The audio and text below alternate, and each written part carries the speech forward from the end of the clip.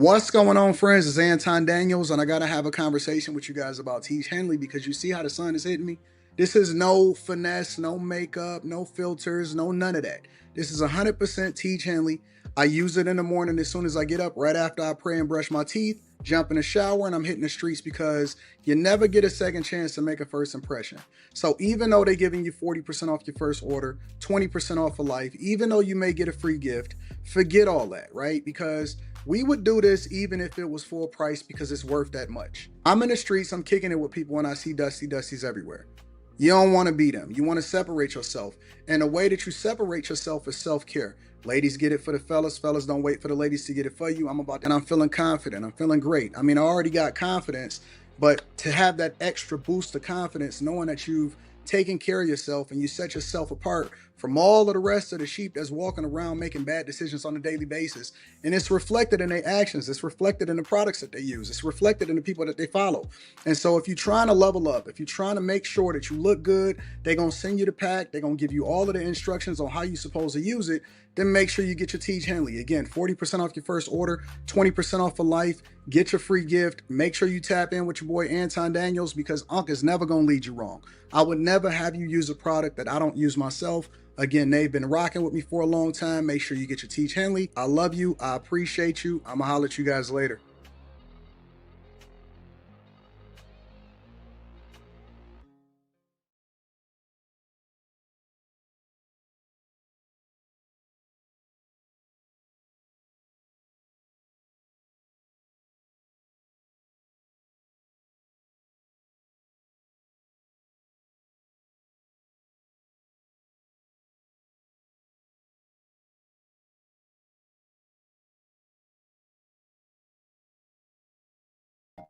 Looks like I'm muted. Shout out to the people that's holding me down, making sure that I'm not muted. Oh, shout out to y'all. What's up, friends and family? How y'all feel? It's supposed to unmute the minute that my live stream start, but I guess we not there yet. But we here. What's going on? Y'all so disrespectful. You should know that, fool. Y'all so disrespectful. You must not be from the United States of America. You don't know how to talk to people. That's what I'm thinking, that you don't know how to talk to people. And that's why y'all say stuff that y'all say. You don't say good morning. You don't say, hey, how you doing? You just automatically start calling people out of their name. Where they do that at? What kind of disrespectful nonsense is that? Why would you do y'all talk like that in real life? Just curious. Not a home training.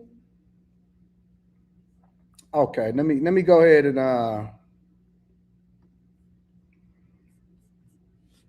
put you in the shadow realm, and we're gonna go from there. All right. Well, so much for that idea.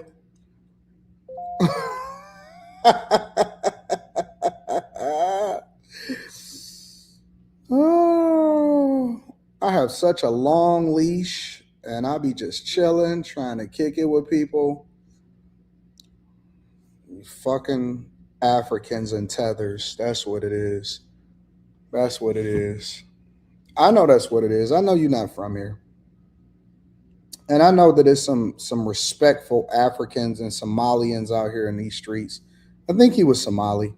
Gotta be Somali. I'm gonna start treating y'all like Trump treat y'all. That's what I'm gonna start doing. We gonna start having conversations the same way that Trump deal with the press is the way that I'm gonna start dealing with y'all.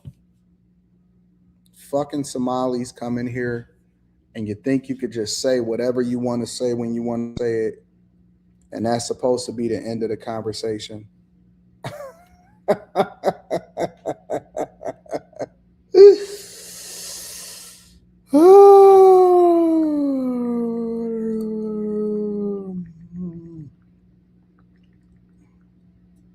Bro,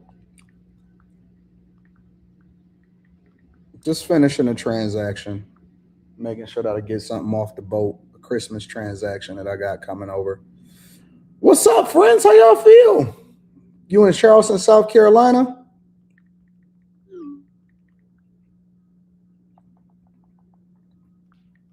Shout out to my snow bunnies. They always getting stuff done. Snow bunnies get stuff done. They get the cars you need. They get all of that. I'm chilling. I'm so slow motion. Said it's cold in Detroit. It is. I'm looking at snow still on the roofs and all kind of stuff. Y'all see that snow down there? I don't like it. AD, I'm new here and I need advice. Multi-generation, please help and thanks. I don't know what you want me to tell you, big dog. Um, Minimize household. That's what I would say. Minimize the amount of people that you got. Are they your kids or what? Are they your kids before we get into the show or what? Where's my watch at? Give me a second. That's what's wrong. That's what's wrong.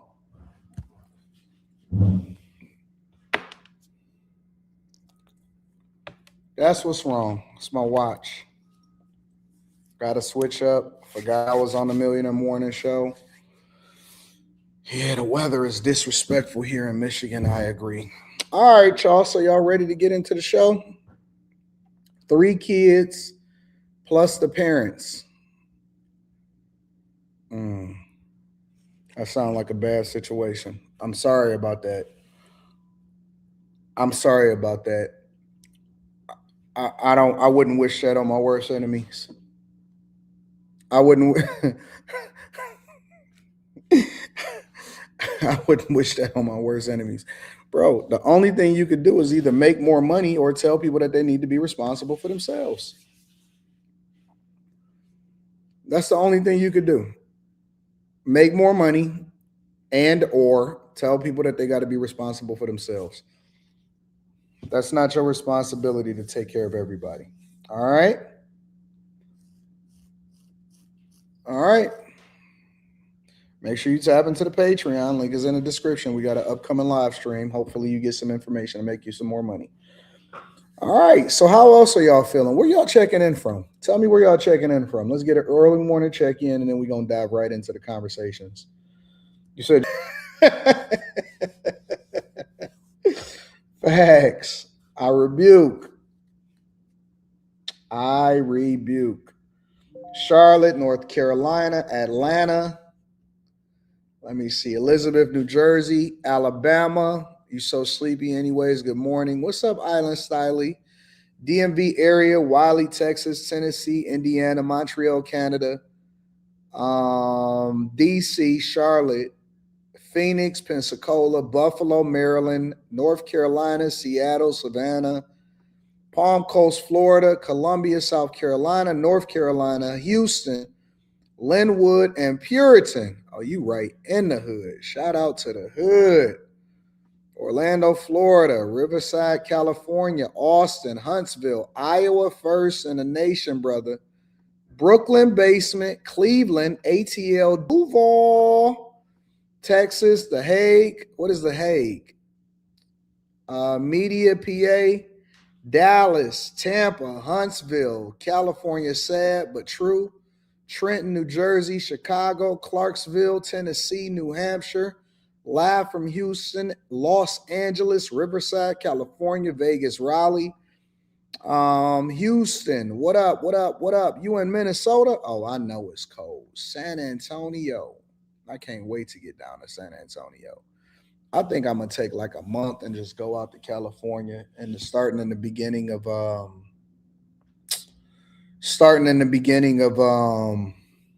you in Ann Arbor, Onaka? Oh, so you right where we about to start off of the show. You in Ann Arbor too, Jeremy Clay? Okay, so let's go ahead and start off in Ann Arbor. All right, cool. Well, I guess we're going to get there. So let me go ahead and share my screen. Let's go ahead and get there then. Why we tripping? Let's get right to it. Hold on, let me see. How to lose a chick. How to lose a bunch of money. How to lose a bunch of money. I reported on this yesterday on the Anton Daniels channel as soon as it came out. But we're going to deep dive into it a little bit more because I said that I was going to talk about this.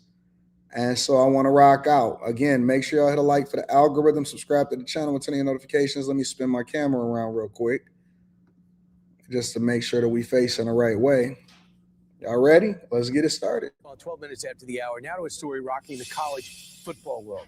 Former Michigan coach Sherrone Moore was taken into custody last night after being fired by the school earlier in the day. Ty Powell joins us with the detail. This is really interesting. Beyond interesting. This is rocking the college football world. Now fired Michigan coach Sherrone Moore placed in custody last night as the suspect in an alleged assault investigation. Now, the news of Moore's arrest came just hours after the university announced they were dismissing their head coach with cause over a, quote, inappropriate relationship with a staff member. The university saying that following a university investigation, credible evidence was found that Coach Moore engaged in an inappropriate relationship with a staff member. This conduct constitutes a clear violation of university policy, and maintains zero tolerance for such behavior. Moore, a father of three, was initially detained by police in Michigan on Wednesday night. Officers confirmed arrest, then adding, quote, at this time, the investigation is ongoing. Given the nature of the allegations, the need to maintain the integrity of the investigation and its current status at this time, we are prohibited from releasing additional details. Now, Moore had been the head coach at the University of Michigan for the last 2 seasons after taking over from former head coach Jim Harbaugh. It was his first head coaching gig. He was 39 years old. He had previously served as the team's offensive coordinator. The school has already said an interim coach will take over for the team's bowl game against Texas in a few weeks. But guys, as you well know, this is a situation where everybody has filled up the spots in a game of musical chairs that is head coaches in college football. They're going to have a lot of trouble filling this spot because the quote-unquote good coaches are already taken. They weren't expecting this. This is a shock. We'll be watching. Right. So let me start off here. The head coaching position at the University of Michigan is one of the most coveted coaching positions in all of sports, let alone college sports. Alabama, USC, Ohio State, U of M. There's a elite group of school, Notre Dame, that is just like top of the top, whether you're talking about the Big Ten or wherever, right? Just all throughout the country. It is the top position. His salary, and I'll share this with you guys. Let me pull it up.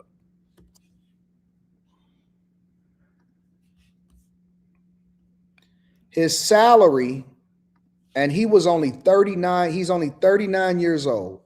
His salary or the deal that he wound up doing was around $30 million. 30 M's, okay? So forget the sports part, right? Let's forget the sports part. Let's just start talking money because this is the Millionaire Morning Show, and the only thing that matters is whether or not you're going to go get the bag or not. And I preach regularly, aside from whatever flirting, promotion, marketing, all of the women and all of this stuff. We talk about the women and stuff all the time, but the women always come second to the money. Your purpose and your ability to provide for your family is always, without a doubt, and I've said this time and time again, we had these conversations about, hey, would you prioritize family over? No, I don't. And I'm going to prioritize making sure that I go get the bag before any of that. Now, remember, this was a 5-year deal. He was 2 years into his contract. He was making roughly $6 million per year, between $5 and $6 million per year. And he was getting to the bag. He was young, not even 40 years old. He was handpicked by Harbaugh. He won a national championship as the offensive coordinator, and then he basically leapfrogged. Once Harbaugh went back into the NFL, he leapfrogged and he was right up there, set up for a lifetime of bags. He could have probably made well over $100 million in his lifetime. Probably well over $100 million in his lifetime. You know, didn't have the greatest 2 seasons, but of course, U of M was going through some other problems that may not necessarily been him per se, but in general, you know, between the University of Michigan and the potential future head coaching jobs, he was set up to do big numbers, right? Set up to do big numbers, probably well over 100 M's in his lifetime because he had probably like a 20 to 30 year span of future coaching. And once you hit that pinnacle, because this is the dream, remember this is the dream. This is the thing that you dream about, that you work for, that you push for, you know? And he was living the dream. He was the head coach of the University of Michigan. You was young, you know, he had him some snow bunny wife. Oh, that's not a big deal. I don't care about that. Love what you love. 3 kids, living a life, and then you get fired for misconduct, inappropriately dealing with a woman that is on the staff at the university. Ugh. Breaks my heart. Breaks my heart. And that's why when I talk to y'all and I say, hey, listen, character is the thing that you got to develop because it's going to take you into places where your talent can't keep you. Let me say it again. Character is the thing that you have to develop because it's going to carry you in places where your talent is going to take you, but it can't keep you. You could be the most talented person in the world, and you will throw it all away. You can work your whole life to get to the moment that is going to be at the top of the top, and you find yourself arrested, fired, possibly losing your family over a piece of pussy.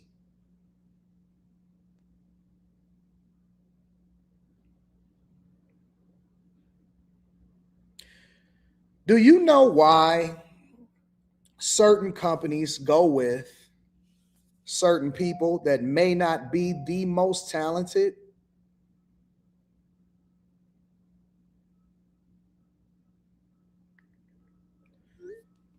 And it's not just work ethic. Work ethic matters. It's not just talent. Talent matters. You know why certain companies go with certain people?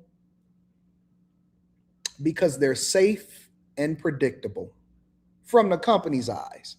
When these organizations hire people, you know what they don't want? Lawsuits, accusations, the stain of you and your behavior coming back to reflect negatively on the organization, the university, the company, so on and so forth. That is the number one thing. It's not your talent. It's not how awesome you are. It's none of that. It is, are you fucking up the money? Are you messing up the bag, the sponsorships, the staining of the university because they can't have all of these lawsuits, problems, trouble, and all of that because they have a heritage. They have hundreds of years of heritage and the companies and the organizations to sustain. And you think they about to let your knucklehead, I can't keep my dick in my pants, I got boxolitis that I can't control. We all got boxolitis. What you talking about? We all love the hoes. The difference between good and great is the person that is able to keep his dick in his pants because he understands that the bag is the thing that you have to secure above all. That is for men. There's a lot of things that we got to figure out.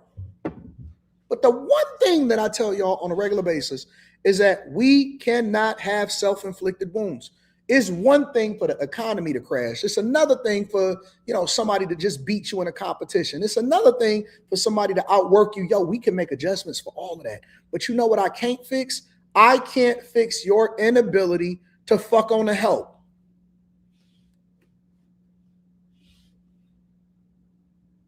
I say it all the time. When I say that women have taken down some of the greatest kingdoms of all time. I'm not just talking about Troy.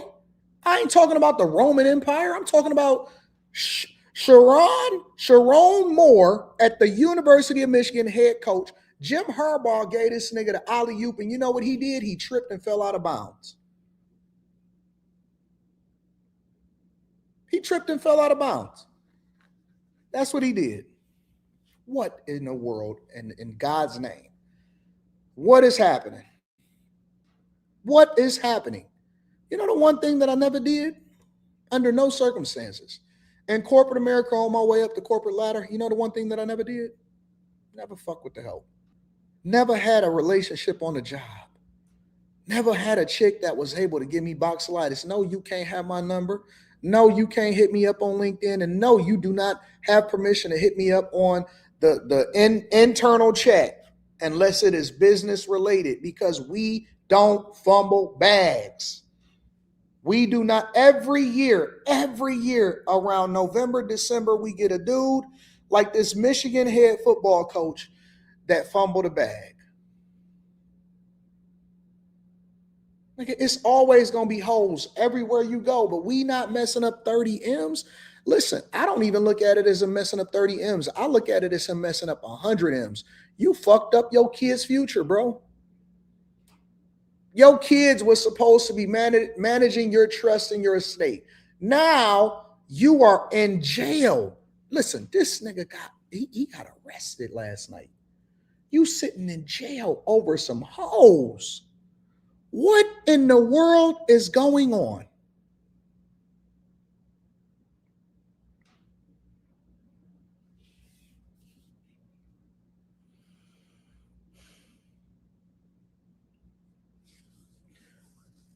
You know, when somebody get fired, I'm expecting you to get fired because, listen, the coaching record wasn't good. That means you can go and get another offensive coordinator job, or maybe you can make you got options to get released or something like that. You still get your contract guarantee. You still got your good reputation.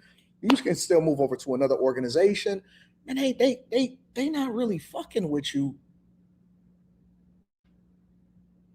if you just mess over the hoes.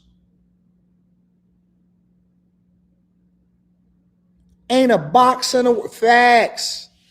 It ain't a piece of box in the world. No, not one box in the world that is worth 30 M's. Not one. Not one. Not at all. At all. None. Zero. You know what? When I was reading the details of this whole situation, I was appalled. I was insulted. I was literally appalled and insulted. When this hit my desk last night, I'm sitting there going back and forth with your car. We planning things, trying to figure out what we going to do from a strategic perspective on the channel. When I see this, and I said, hurt my heart. Hurt my heart. I said, no, rebuke. Rebuke. Rebuke a fumbling of the bag. That's the one thing that we don't do. Listen, talk about me. Call me out my name. Say that you don't like me. Talk to your friends about me. Oh, man, I don't like whatever it is. Say what you want. Say what you want. Do what you will. Do your worst on the internet. But the one thing that I'm not going to do, I'm not going to entertain no bag fumbling over here. They say she was just a staff member. And then the nigga got the nerve to go and get arrested for domestic violence. They say they fired him early in the day, and then they went and arrested him for domestic violence. So here's the real question that we have to ask ourselves as we get into the details. Was because they had been investigating this, and they decided, oh, you know what, no big deal. I guess it's nothing. This is a nothing burger. Nothing can be substantiated, so on and so forth, right? So then they fire him last night out of the blue. Hit the big news waves, right? And then I find out that the Saline police arrested him, right? So then the question then became, did they find out that that the inappropriate relationship happened as a result of the domestic violence charge that he didn't get arrested for, or did he get pissed off that he got fired and then went over there and did a domestic violence charge? I'm trying to figure out, was this pre or after? Was this before or after? I just can't do it, bro. I can't, man. I can't, dog. I can't, bro. I can't. Under no circumstance. Do you know that is a conversation that I had early in my relationship, and that is that we have that could quite possibly be more important than my vows itself. I'm gonna keep it 100 with y'all. That could quite possibly, don't worry, we'll get there. We'll get there. I know you can't relate, but we'll get there. So this, thanks, Todd. There's two separate incidents. One, he gets fired. Right. For an inappropriate relationship. They do an investigation. He's gone. Evidently, donors started weighing in, and they said, we're not okay with this. And then by 4 o'clock in the afternoon, there's assault allegations. Right. So we don't know who was assaulted. Details. But his actions got in, and it was so formidable. It was so clear, he went to jail. So the police had him, and they handed him over to. Do you know details about the inappropriate relationship? Who was that with? We don't. The name has not been released, but the people doing the investigation certainly know. Yep. All right, we'll Okay, be following. I look like Michigan right now, the yellow and the blue. Right? Right. Let me tell you something, bro. I'm gonna keep it 100 with y'all. I'm gonna be so real. I'm gonna keep it so real with y'all. That is one of the earliest conversations and one of the things that we continue to solidify over 20 years. 21 years of marriage. You know what we came to the conclusion of? Under no circumstances will the bags be fumbled. Not on her end, not on my end. We have to be working in a concerted effort to ensure that all bags are secured and not fumbled.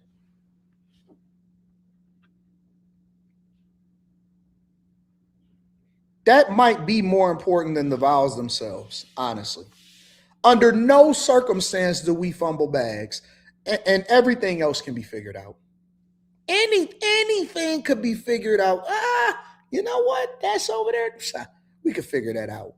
That's over there. No, we could figure that out. But under no circumstances are we going back to being poor. Let me tell you something. Under no circumstances will we go back to 2008 poordom.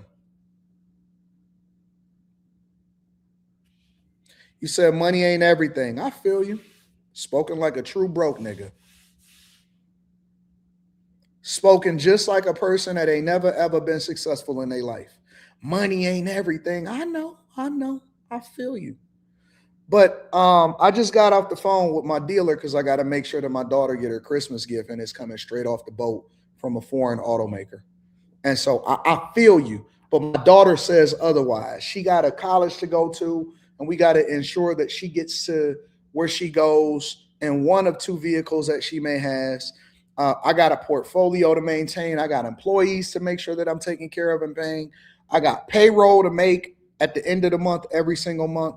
I have a family to take care of. I got her family to make sure she good. My family got to make sure that they good. Listen, as far as I'm concerned, my people need me, and the dollars absolutely matter. So I don't really know where you get that from, but I absolutely believe that it matters. 100%. 100%. 100%.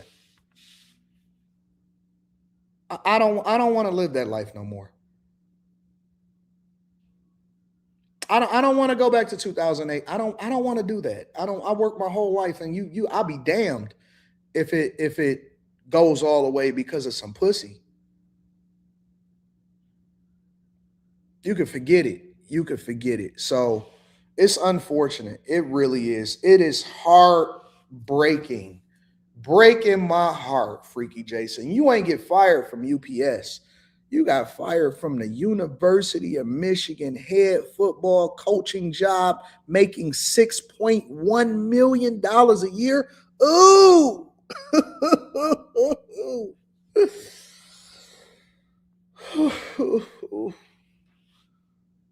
Nigga, you just been on the job for 2 years. You ain't even got your second contract yet, bro. Hold on. She ain't going nowhere. I promise you she ain't going nowhere. So as new details are unveiled, they don't understand it, bro. As new details are unveiled, I'll continue to share with you, but I am so heartbroken. I just couldn't believe that I was looking at that last night. I said, "Oh my God." Dog, that kept me up and oh, my homie called me. I said, "Oh, wait, did you see Sherrone Moore?" He said, "Dog." He said, I got a little shiver going down my spine. I said, "Oh, facts. Facts, facts, facts. Facts, facts, facts." Make sure you hit a like for the algorithm, subscribe to the channel, and turn on your notifications. You don't know until you've been broke. Never going back. AD, do I think it was a snow bunny? Probably.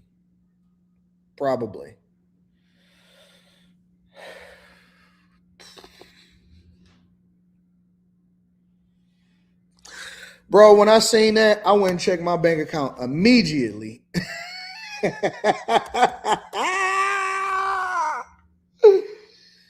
I went and checked my upcoming payouts. I went and looked at my budget. I went and looked at everything. I said, let me go and check my payouts immediately. Whew. I started praising God. I went through with the blessed oil. Started touching on everything. Oh, Lord, don't let us fall. In Jesus' name, amen. Amen. Keep us held up, Lord. Don't let us ever fall backwards. Keep us forward facing. In Jesus' name, amen. Up and forward. I went and checked my shit immediately. And I said, make sure it's still there. Check my brokerage account, check my bank account, called my real estate agent. I said, oh.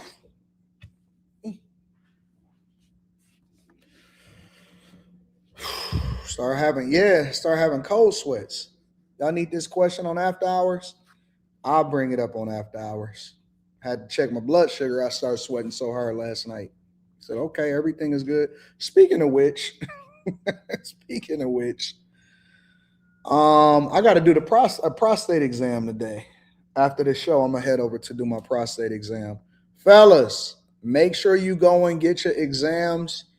Go to the doctor. What's the point of making all of this money if you ain't gonna live long enough to spend it? I was watching, I think it was ESPN, and they was doing a tribute to Stuart Scott.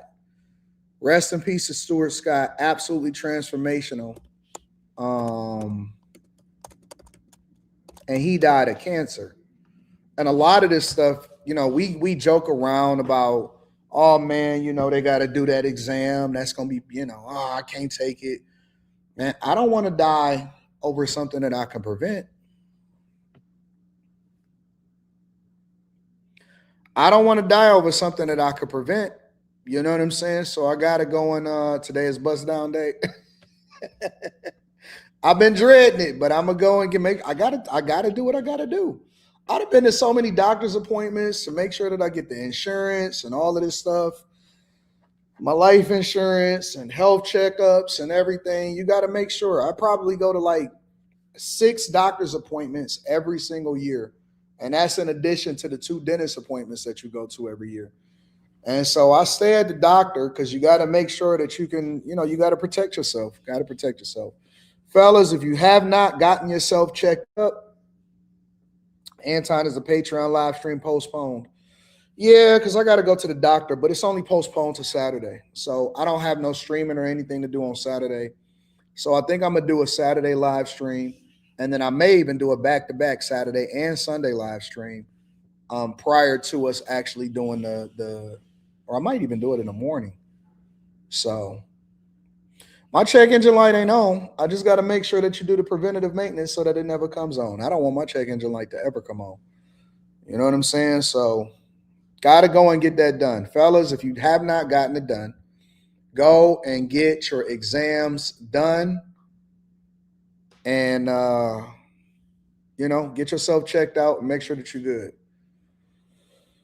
6 million. Let me do some little math right now. Give me a second. 6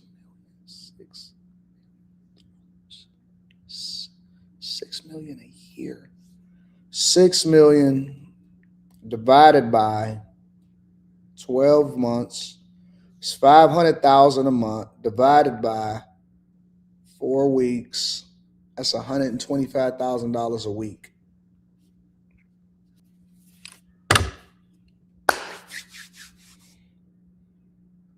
$125,000 a week. Now I'm going right after I get off to the morning show. I'm going to do my going to the doctor and getting that done.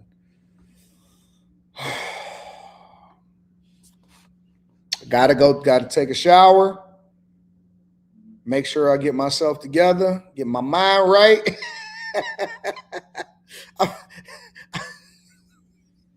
I feel like this must be what a chick feel like when she packing her overnight bag and she going to spend the night with a guy that she ain't never been with before. She not sure what's going to happen, So she, make sure that she take a shower. She got to get herself together, got her mind right,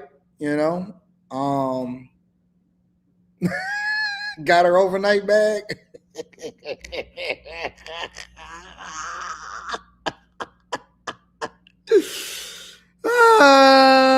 She nervous because she don't know what to expect.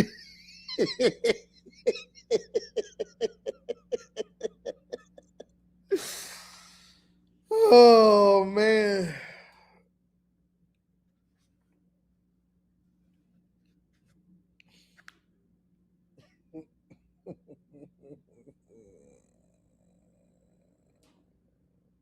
Hey, the walk of shame.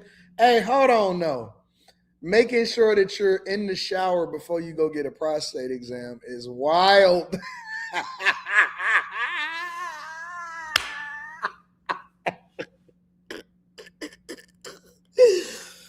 Oh, I feel so weak. I feel so violated, and I'm not even there yet.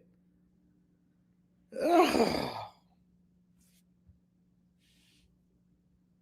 I feel so violated. I feel so hurt. Let me acknowledge the people that support the platform. Don't worry. We're all going to get there.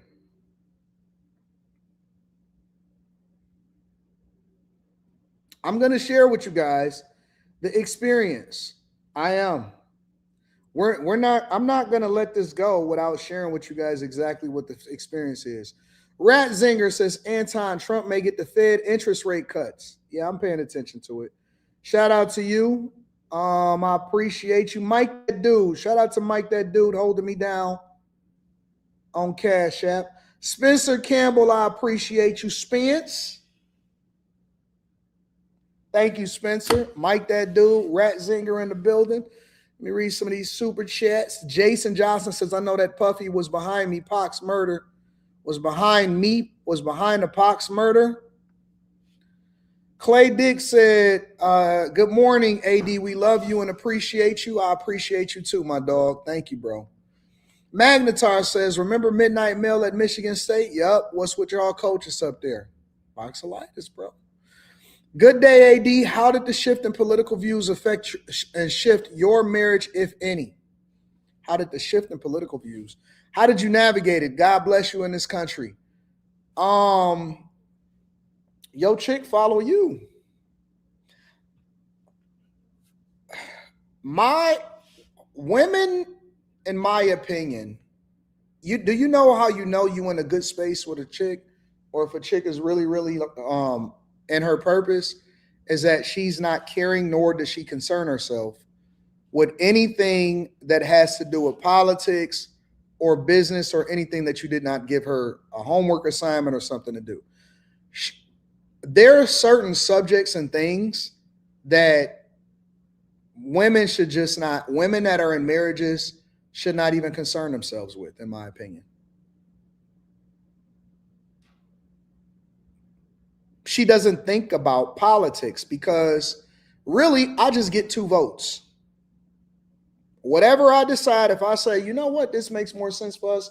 Oh, okay, well, just tell me what it is that I need to put in at the ballot box. What did you vote for? I'm gonna do it. Just give me a printout of what you did, or take a picture of what you did, and then I'm gonna do exactly what you did. Ain't no discussions, ain't no big trying to figure it out or whatever. I mean, it may ask me a question like, what do you think about this? Or what do you think about that? Or so on and so forth. But there's things that women should not concern themselves with in a relationship. And so if y'all are a house divided and she over there voting the way that Michelle Obama told all of them to vote, then you got trouble. You got bigger problems on your hand. I will tell you that that's probably a microcosm of other things that is wrong inside of your relationship. So when I shifted, she shifted.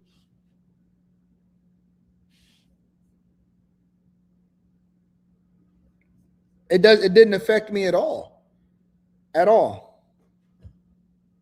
Didn't affect me at all. Has no impact on me whatsoever. So, yeah, I've never had that problem. Great question though. Pookie's friend Ray Ray says it was a snow bunny and he had to go to the psych ward at the jail. He'll likely get divorced and have to pay support for 4 kids. He had the dream life. Now he's like my best friend Pookie.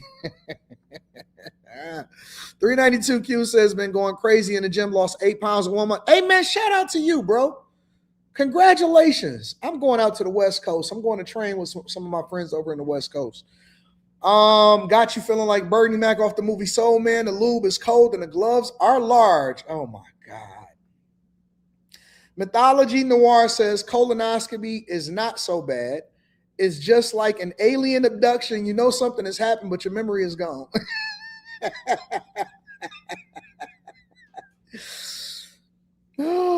Yep, I'm going to go ahead and get checked.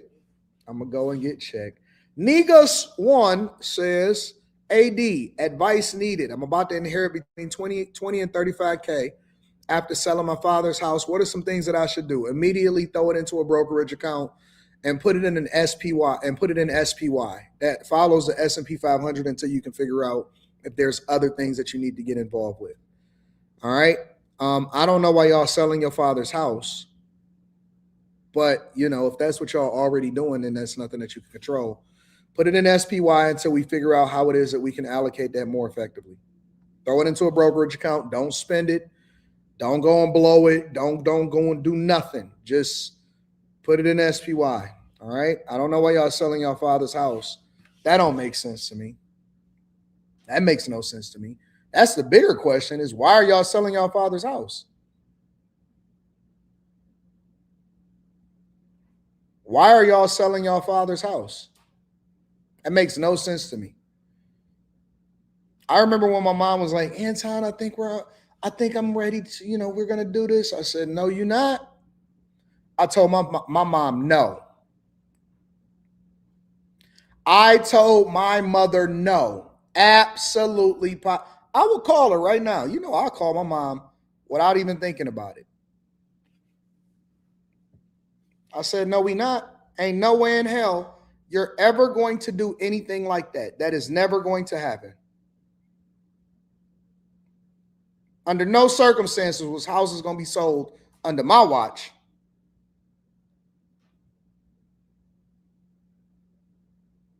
I don't believe that. I told my mom straight up no. Give a fuck what nobody talking about. Would have been the worst move ever. You know how much money would have been out of the family had we sold that house? You know how much money would have been out of the family had we sold that house?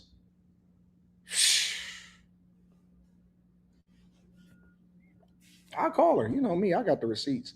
I have no problem calling my mom. I don't know if she up right now.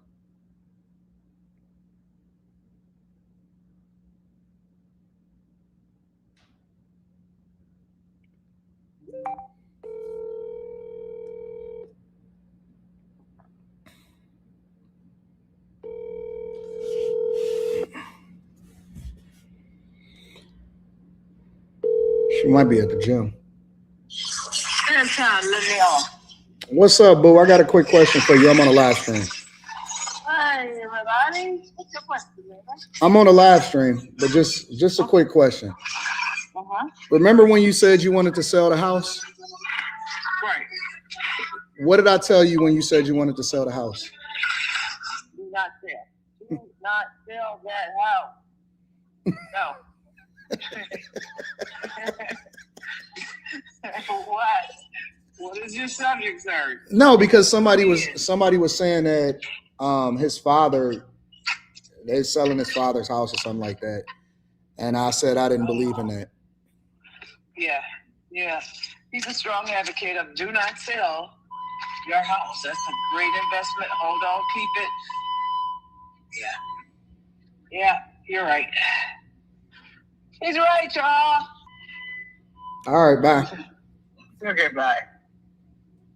I don't believe in that shit. I will never, ever let my mom ever do anything. And that's why people got to be protected against themselves. Under no circumstances will any house ever be sold under my watch. Not my brother's house, not my mom's house, not nothing. Nothing would ever be sold under my watch.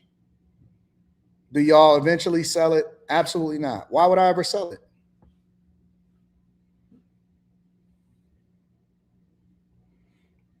Kay Cooper says, so your mom still has it? No, she doesn't. I actually bought it from her. I bought it from her. I gave her cash and I said, listen, actually, this is what happened. So she was thinking about selling it and I said, no, that's not what we're going to do. So what I did was I bought it from her and then I actually put the money that I had for her, that I was giving her, I set up a brokerage account for her. And so inside of that brokerage account, the money that it makes, the money that it accumulates, we leave the principal, we reinvest 10% of that, and then I give her the difference as an allowance. So I took what her profit was from selling the house to me, and then I created a separate brokerage account for her, and then I reinvest the profits back into it, and then I give her a monthly allowance from it in addition to whatever else that she wants. So that way her investment is still accumulating and we still control the asset. So that's how we played it.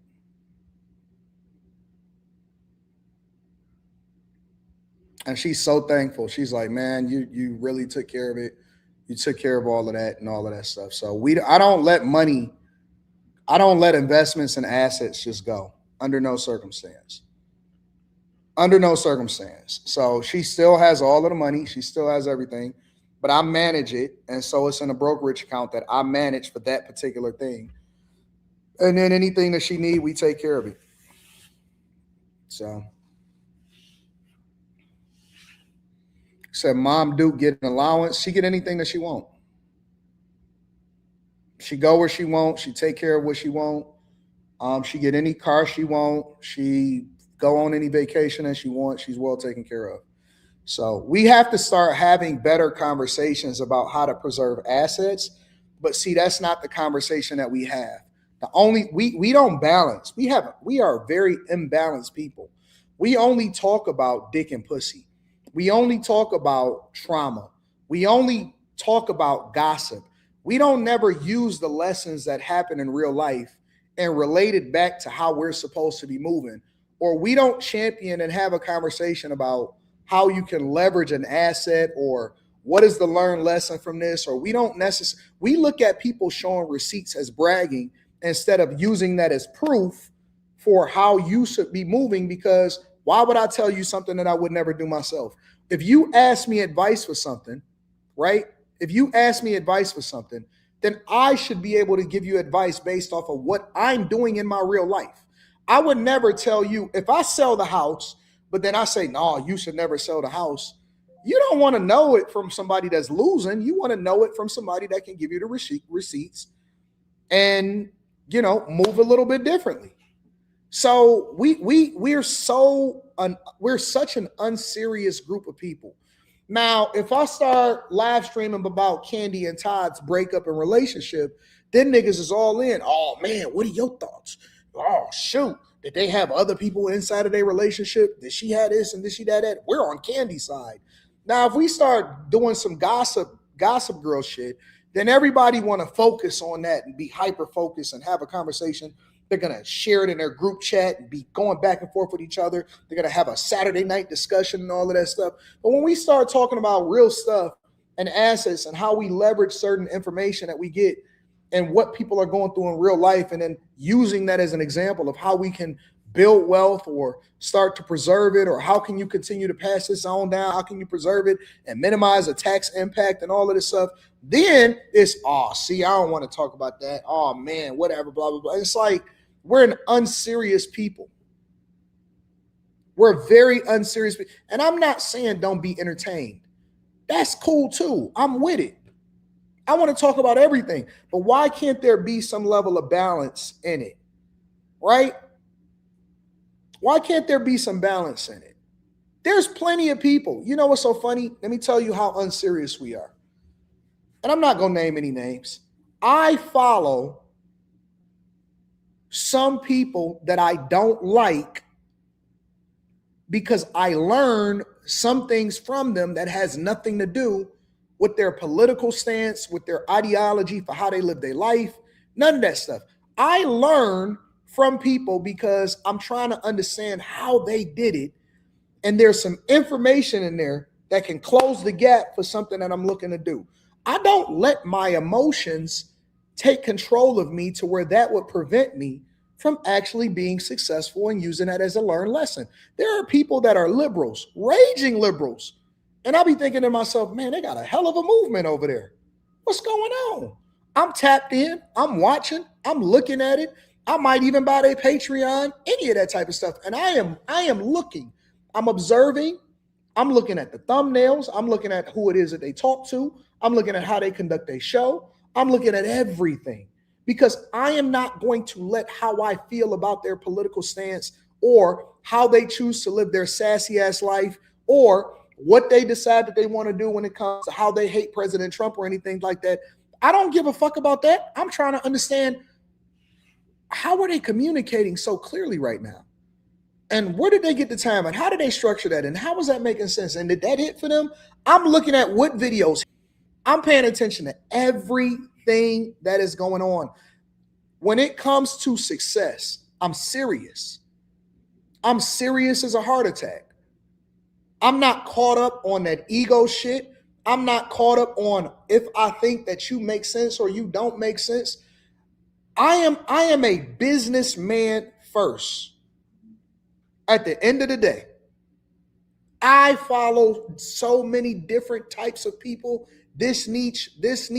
It's a person that I follow that ain't got but 14,000 subscribers, and they did some sweet junk. And I was like, oh, can I implement that? Is that something that we can implement? Now, they may have a gap for how other people are able to discover the sweet. And I just take my expertise and I say, you know what? I can market some sweet shit that they just did, and I'm going to implement that. That's all we did in corporate America. You know what I did in corporate America? I would look at every single competitor product and I would buy it. I would go out. Part of my job working at the bank was to go and open up accounts, all different types of accounts, so that I could study what other people was doing that was in our niche and people that wasn't in our niche. I had every type of account that you can ever possibly think of because I wanted to see what their experience is. Right? I wanted to see what the competition would do. And so I would bring the information back and I would say, hey, listen, y'all. And I would challenge my team, right? And I would challenge everybody on the UX UI team. And I said, why are we only studying people that are, or looking at things from the outside? How many accounts did you have? How many accounts did you have? So then we would actually share the username, password, do all of that stuff, break it down, see how they're using it. And then we would go outside of our industry and our niche, and we would open up accounts with people that had nothing to do with our industry, but just had a great implementation or UX experience for this particular application or this particular application. I would talk to women and I would go and meet women that had jobs that had an internal application that they were using in order to implement certain things. I would look for that. I would reach out to women on LinkedIn. Y'all not hearing me. I would reach out to women on LinkedIn and I would be on some, hey, you know, I'm in this industry and I'm in this industry. We should have lunch together. Go out with her, and this is the honest to God truth. Go out, hang out at lunch with her, buy for everything. I treat her just like you treating a chick that you met out on the street that you're trying to fuck. Yeah, what's the get in good with her? We should work together. You want to work together? What are you working on? Dang, that's crazy. What you got going on? She giving me all of the secrets of everything that they got going on inside of the organization. And I'm taking that information and I'm like, man, y'all know what they doing over here? You doing what they doing over there? Give a fuck about her. I ain't trying to talk to her. I'm trying to figure out how she working at this great company, and she's working at this super tech company. So now I'm looking at the technology sector and I'm trying to implement that in the bank sector because she's my only, you know what I'm saying, thing that I can use to get in there. So now she giving me insight to help me build better products. And I'm challenging the people in the organization. I'm challenging the people that's on the team, trying to figure out how we can implement this stuff, because I need to know what other people are doing. And you don't always have to be the smartest in the room, but you have to be the wisest when it comes to sourcing the information. So I need to know. I need to know what they're doing on content. I need to know what they're doing in corporate. I need to know what they're doing in these applications. I need to know what they're doing when it comes to the women. I need to know. And that's how, the way that y'all using Instagram to holler at the hoes, that's the same way that I'm using it to find out whether or not this chick has some information that I need to source so that I can build a better product or create a better brand or bring her in and do certain things. I'm not wasting an opportunity. It's always going to be bags over everything. So I don't give a fuck if you liberal, Green Party, Tea Party. I don't care what you are. If you have some value that I need to figure out how I can extract, I'm coming to get that. And you should do the same thing with me. You should use me and leverage me in the same way that I'm going to use you and I'm going to leverage you, because I'm going to get everything out of you. I don't even believe in talking to people unless you can get everything you can out of that relationship. If you talking to a woman and the only thing that you're doing is getting sex and you ain't figuring out what else she got going on, if it ain't nothing else that she can offer except for sex, I don't even want to be around you. I am trying to figure out what the fuck you got going on. Where is the money? What is your life experience? Who have you talked to? Who is a part of your connects? What did they tell you? What is the information that they have? How can we leverage it? And then you make sure you preserve that relationship, because I need to figure out what the fuck is going on over there. Give a fuck about you? Care nothing about your box? Where's the money? Where is the information? Just feed me information. Give me more information. Give me more. I want game. Give me game. Give me game. Give me game.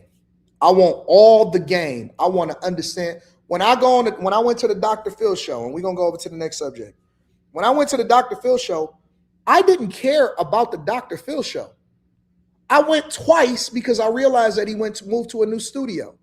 And you know what I met? I met one of his producers. His producers told me everything, and she was gorgeous too. I think I told you all about that. It was a black woman producer or whatever. She told me everything. She gave me the full tour. I went to his studio out there in California, and then when he moved to Dallas, I went and looked at the studio in Dallas, and I tried what he was doing and what he had going on. I need to study it. I was curious about what was going on. I said, listen, I want to be on the show, but can I take a tour? They say, yeah. So the only thing I had to do was ask. Absolutely. Nigga, you trying to get famous. I'm trying to figure out what they doing over there. And then he wound up giving me an additional 15 minutes, and he talked to me and all of that stuff. And I said, man, this is gold. This is gold. You can't pay for that. You know how much it costs to get a conversation with a person that has the type of information that he has, man, that is worth way more than going on a goddamn show.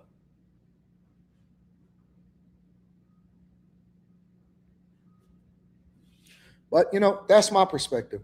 Somebody said, "Are you against the sale of family land as well, even if several siblings are in ownership of it?" I am against selling. So either we gonna have to figure, if you don't have the money to buy them out, then you have to figure out, you're gonna have to be a value add. You have to sell them. Y'all got to learn how to be salespeople. Okay. Your job as a man, all right? Your job as a man is to be a salesman. You're nothing more than a salesman. And then you implement sales implementation. So what does that mean? That means that whatever you can't take care of financially, it is your responsibility to convince somebody that it is the best option for them to do what you're telling them to do. You have to tell them and show them and sell them until you have the opportunity to buy them out, right? You got to help them to understand what the benefits are for them holding on to it. So what you got to do to convince them, that's what you have to do. All we are at the end of the day are salespeople and implementation. CEOs are nothing more than salespeople that implement. Salespeople that implement a vision. That's all they are. And so you're going to have to convince them until you put yourself in a position to be able to get them out of that so you can preserve the asset.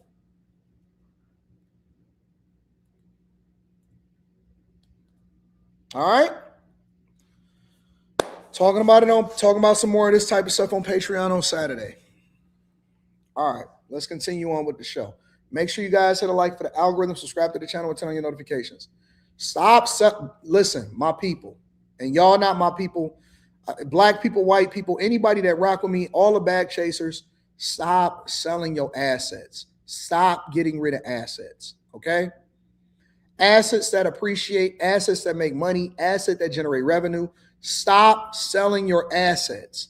Do you know what the richest people do? They look to buy up assets from other people because they don't value money. They value assets. People that have money don't give a fuck about money. They only care about what the next asset class is, the next purchase that they can make, the next stock that they can buy, the next property that they can pick up, the next thing that they can build. People that don't have money worship money. People that have money make sure that they buy assets. That's the difference between the people that have and the people that don't. The difference between rich and poor is not how much money you make. The difference between rich and poor is the mindset that you have. And people that don't have money always look to figure out how they can make more money. People that have resources try to figure out how it is that they can buy more assets. The mindset shift is different. That's why we're so focused on the shiny things, because we're not used to shit. But people that's used to shit get their nut off. Come on, let's kick it with for a second. People that's used to money, you know how they get their nut off? By getting a deal done. Because people that's not used to money is so scared that the money is going to leave that they don't want to buy nothing that's actually going to generate more revenue, because you got to wait long term and it's a longer term play, right? People that's used to having resources, they get their nut off when a deal go through. Oh, fuck. Yes. Bonuses for everybody.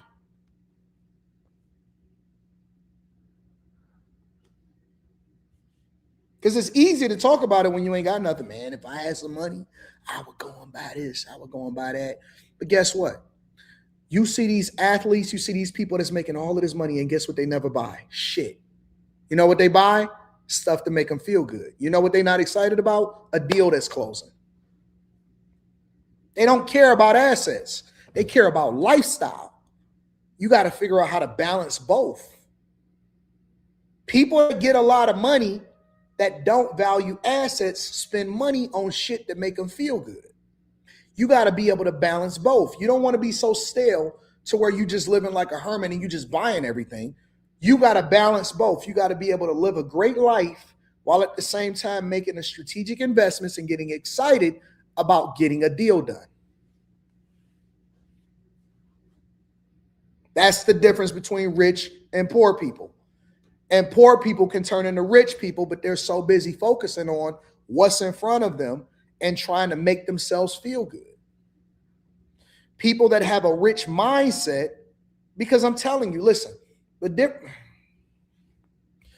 let's continue on with the show.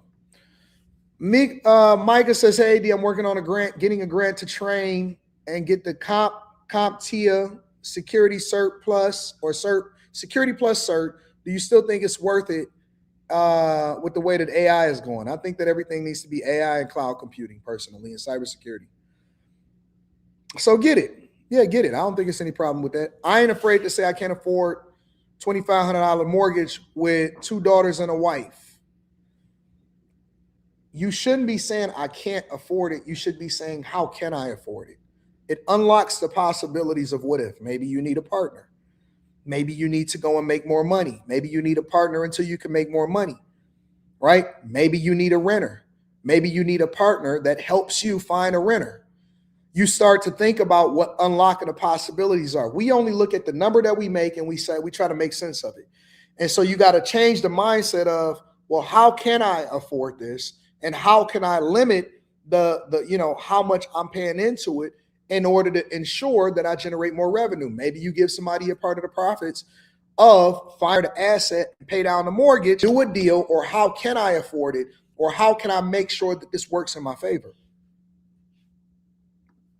Mike says, salute to the Ma Dukes. I need you, Anton. Thanks in advance. So I got you. All right. Y'all ready to continue on with the show? I know that's not a popular thing to talk about, but I'm sorry. That's just the way that we rock. Make sure y'all tap into the Patreon. Link is in the description as well as pinned to the top of the chat.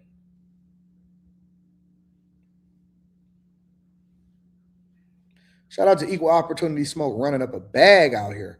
All right, what are we talking about next, y'all? A plane landed on the streets and destroyed a car. Oh, let me see what else is out here.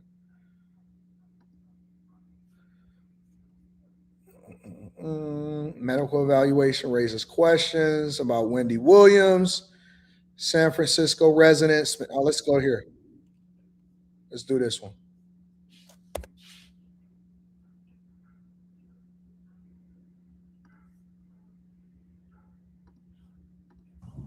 Can you 1019 over to Harriet and Howard, please? For the last 12 months, residents in San Francisco's South of Market neighborhood have had a direct line to a team of private security guards. We do heavy patrols here every hour. They cover 109 blocks of this neighborhood. We got to do our job 24/7. If there's anybody that's on the sidewalk blocking doorways, blocking garageways, or just mainly blocking the sidewalk where people can't pass through, we basically walk up to them, we address it, we ask them if they could relocate. Are you looking for any services or anything today? These guards are not armed. They're deployed out of the Soma West Community Benefit District, the private nonprofit funded by local property owners. How much money are you guys paying for security? We've spent $820,000 in the last 12 months. The main job of the benefit district is to keep the neighborhood clean and welcoming, not necessarily to hire private security. Residents felt like they had no other choice. What do you think is contributing to the fact that now you guys need more security here? We need more security because of the population of street addicts. And the reason they're here is because the city has concentrated all the facilities and services that enable their lifestyle in this area. At the CBD's office, they have a bird's eye view of the conditions on the street map, showing all the city services and their exact locations. This is a visualization of where services are in San Francisco. As you can see, they're all right here. The city is designing pockets of poverty and they're putting it here. The residents we spoke to said these guards are needed. This was actually attacked about 4 or 5 times now. This was blowtorched. This was hacksawed open. This right here was kicked in. They took a crowbar to it. So this is what I'm gathering from this whole conversation, right?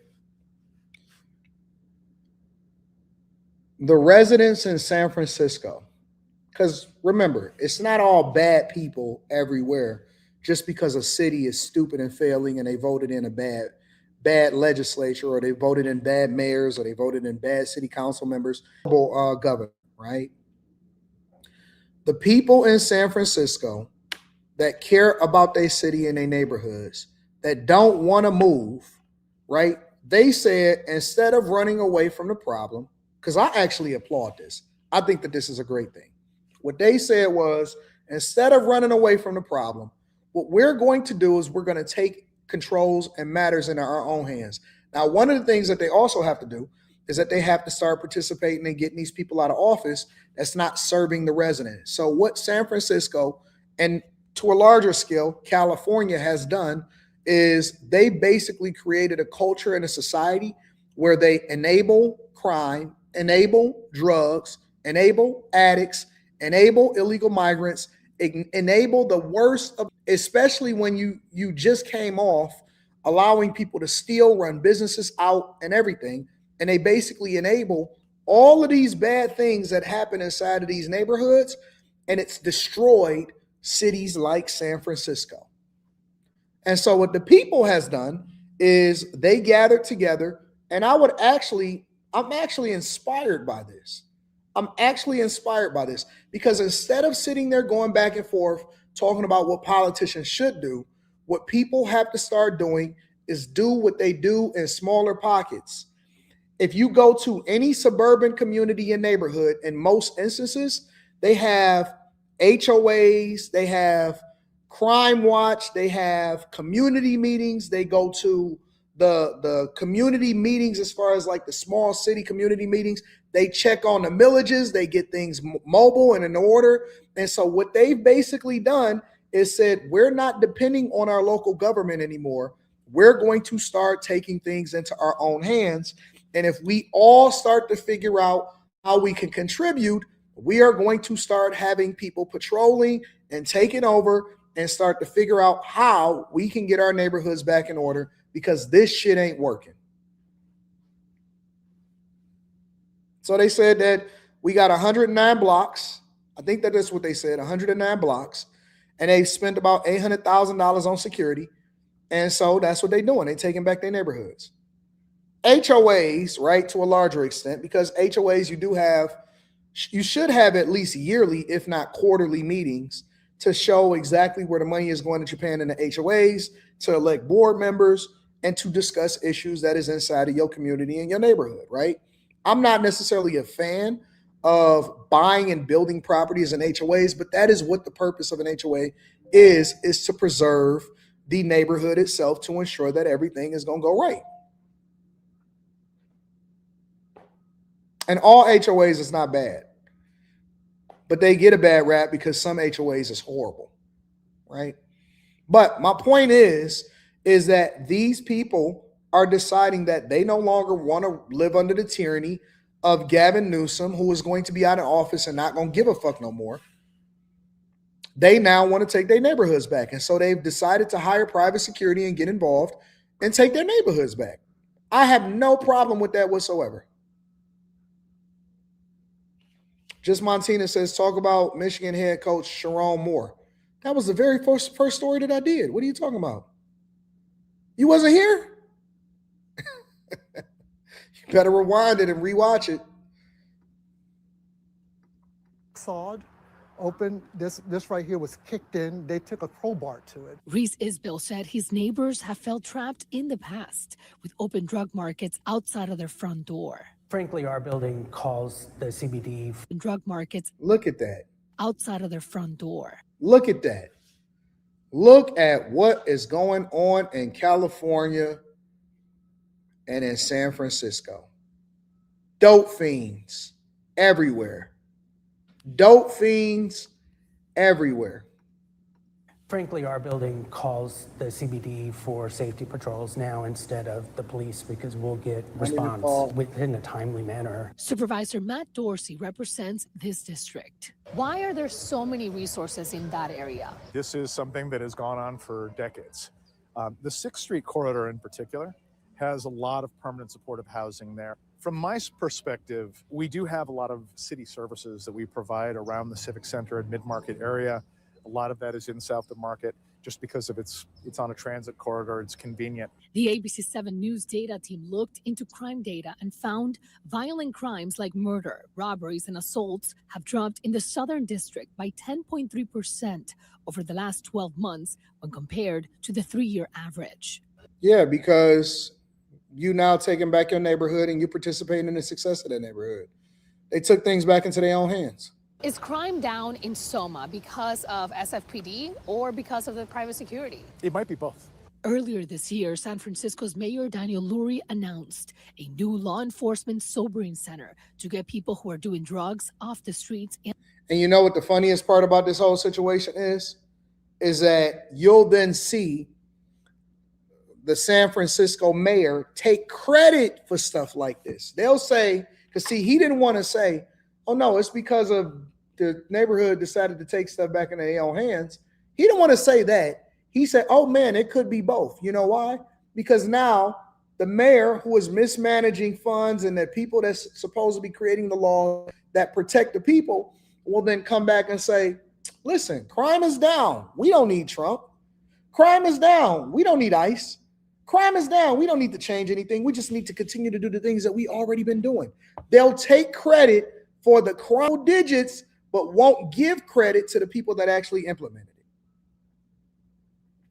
They will absolutely take credit for it. And that's why he don't want to say it's because of San Francisco police. He's going to say, oh, it could be a little bit of both. Absolutely, it could be a bit of both. It's because we're putting more resources into community centers and giving more drug paraphernalia for them to safely use drugs in convenient places.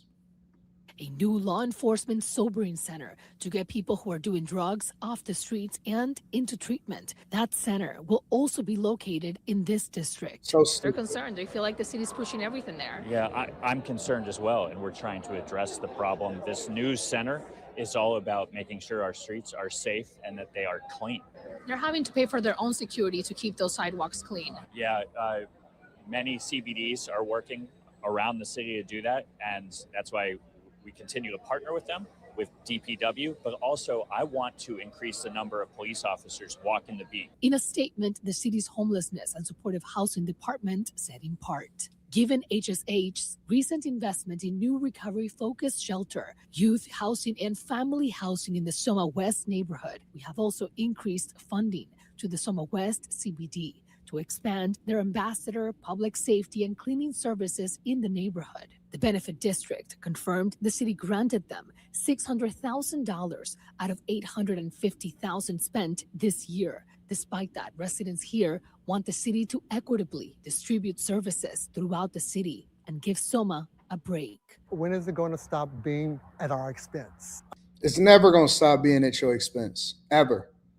You're never going to stop having to take responsibility for what goes on with politicians, for what goes on in your city. And so if y'all want safer neighborhoods, do you know when neighborhoods started to be the best is when people were outside, when people were holding people accountable. You had community neighborhood watches, and you actually had people participate. Listen, if you're thinking that you are going to depend on politicians and police officers to fix the crime and the problems in your community, you will never, ever live to see the day where you're not going to have a crackhead breaking into somebody's house or somebody taking somebody else's life. You're never, ever, ever going to get a situation where the city should be every single police officer. You know what they should be doing? You know what they should be doing? When you have a situation like San Francisco, for example, when you have a situation like San Francisco, you have to take a different approach because you got so many fiends and so many addicts and all of these things. Shout out to my girl Lex. I'm going to read that shortly. You got so many things that's happening on all fronts, and you got a fucked up community because there's so many people that's doing so much bad stuff, and they're trying to sweep it under the rug so that they can get reelected. You have to force them to do everything that they can to literally Go after whatever the foundation is, the reason why these people are getting these drugs in the first place. So you got to basically clear house. You got to go at, because if you don't think that the city, that the police officers, that the community, that the neighborhood know where the drugs is coming from, know who the dealers are, know who the people are that is basically creating this havoc in this environment so that they can profit off of all of the bad stuff that's happening in the community, you're wrong. They do know. They absolutely know. So what they have to do is they have to deplore, right? They have to literally spend every resource going after the bad actors and going after the people that are basically feeding the streets with all of the drugs. And you kill it, you kill a snake at the head, then you can start to fix the community while at the same time, because all they doing is prolonging the inevitable. Okay, so I'm gonna move this homeless person there, because I applaud them for taking control of what's happening in the neighborhood, but I'm gonna move this homeless person there, move this homeless person there, move this homeless person there. I went to Atlanta. I was in downtown Atlanta, right? And I was vlogging and I was walking around and I was looking at all of the dope fiends. Let me see if I can find that video.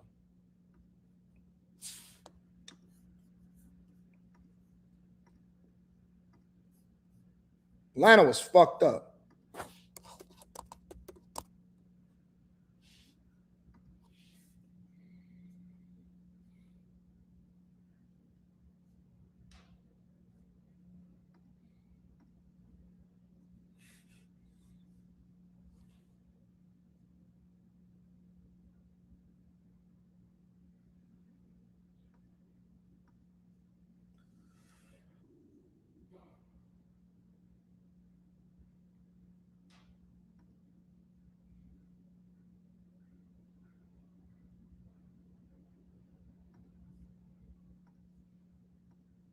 Times.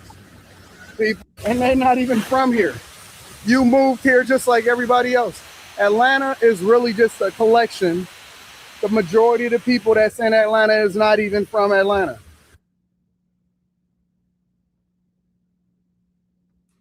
One of these places into these big cities time.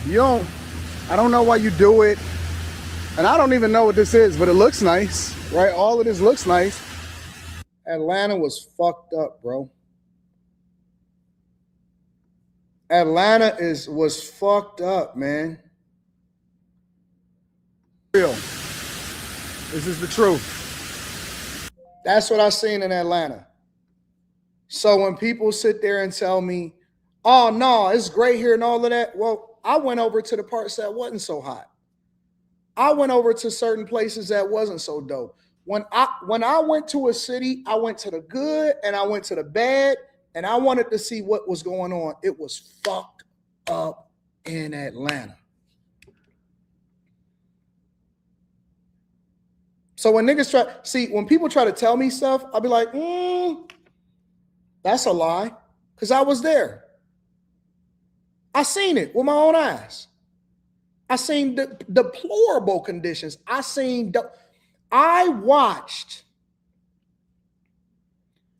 watched in real time dope boys serving fiends in the parks, in downtown areas, and literally one block over, they were shooting a movie.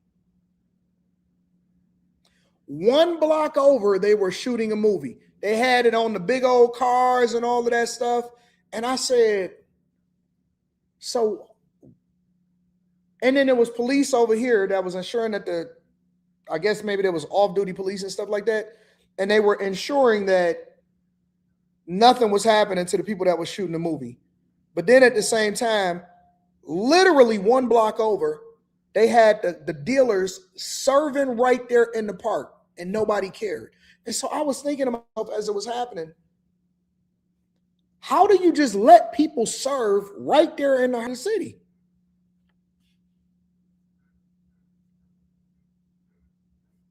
How do you let people serve right there in the heart of the city, bro? Look, they strung the fuck out. They sleeping. This is right there in Atlanta, right there. Literally right there.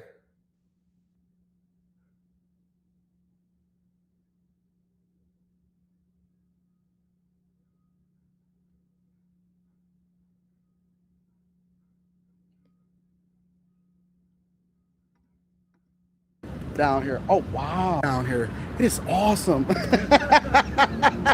And that's where all of the movie equipment was, where they were shooting all of the movies and stuff.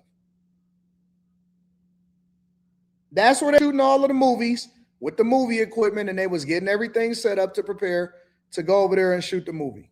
I ain't lying. Listen, I'm going to tell you the truth.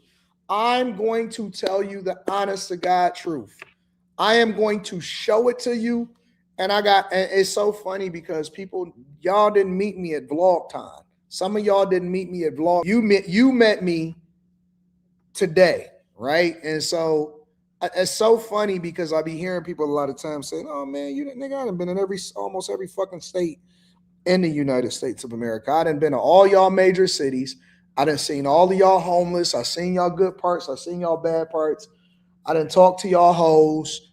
I ain't impressed with nothing that you saying."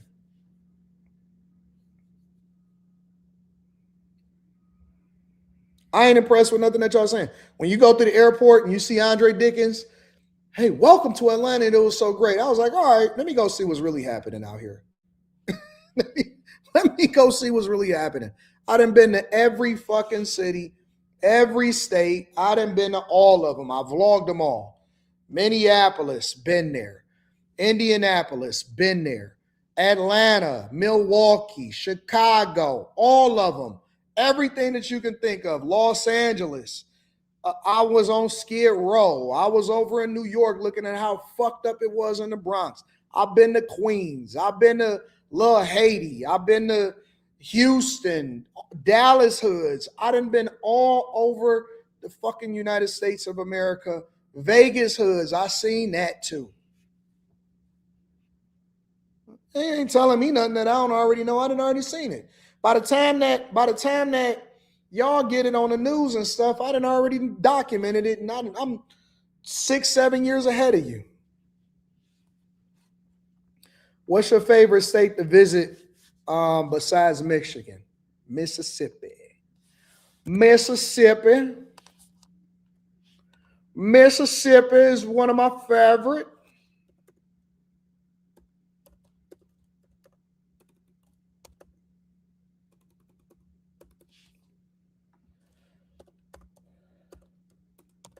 I love Mississippi. Biloxi. I loved Biloxi. It's one of my favorite places to go to.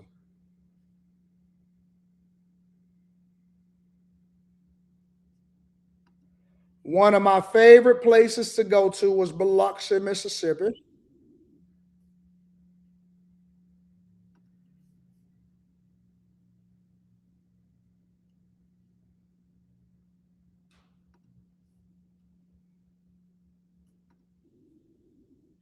Yeah, that's one of my favorite places to go to. Love Biloxi. Favorite ever. Not favorite ever, but absolutely great place to visit.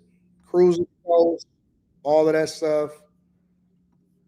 Before I got consumed with all of these. Yeah. Yeah, boy. I'm going to have to hit Biloxi.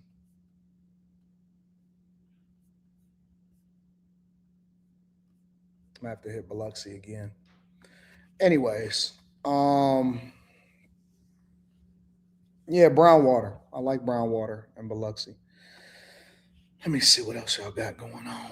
Good morning, AD. Did you hear about the 2 fuel refineries closing in California, which account for 20% of their refinery capacity? I have. What up, big dog? Shout out to Rush King. What up, big dog? Says Sterling. Bless up to you too.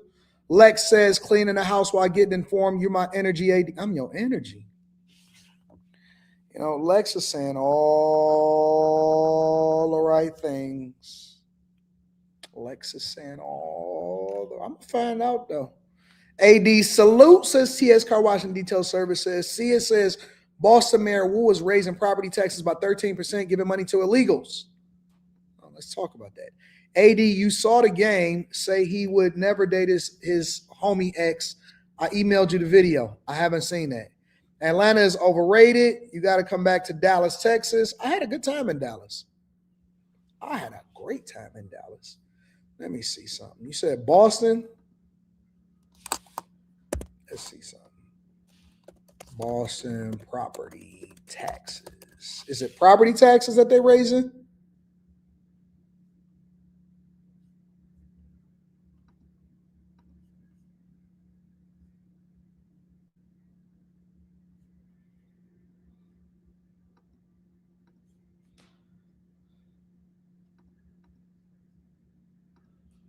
Homeowners could see a really big jump in their tax bills, but as WBZ's Anna Myler reports, it is something Mayor Michelle Wu says she's trying to avoid.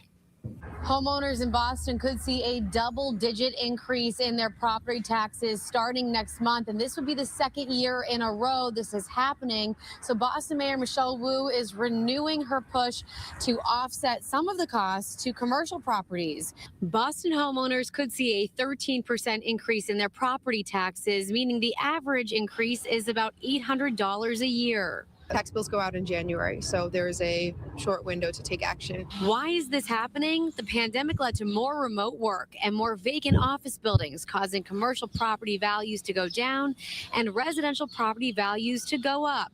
And that is a trend continued. When commercial values drop, residents have to bear all of that burden. The CEO of Boston Pads tells WBZ that an increase in taxes for homeowners could mean an increase for renters in the city. We've exactly also seen, listen, that is exactly what it means.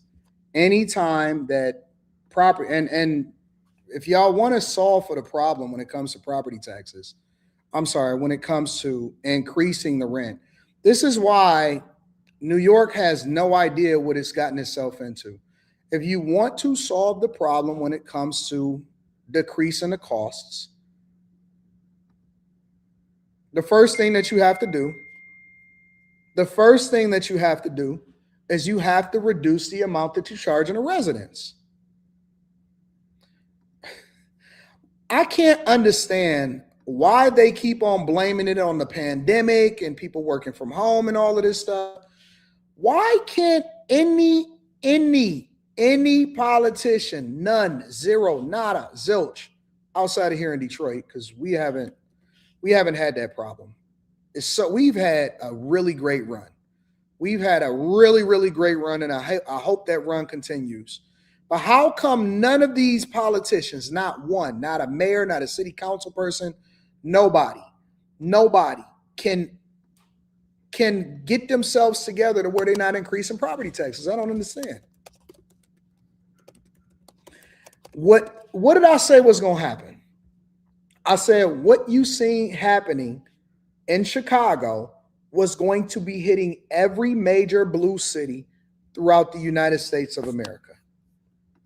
Just insurance go through the roof, utilities go through the roof. And so I think most property owners, not only in Boston, but in the state of Mass are saying, how else am I going to be able to offset costs? I mean, they're going to have to eventually pass it on to the consumer. Mayor Wu says the city is working to rein in spending. We ended up cutting about 500 positions out of the budget last year. And this year, as we're headed into the next budget season, we're anticipating even further cuts as we're looking to do everything that we can on our part. The mayor has been trying to get state approval for a plan to temporarily shift some of the tax burden from homeowners to commercial property owners. Her plan. So they're doing the same thing that Chicago was doing, except they just got a little bit better of a balance sheet. Let me look something up. Boston.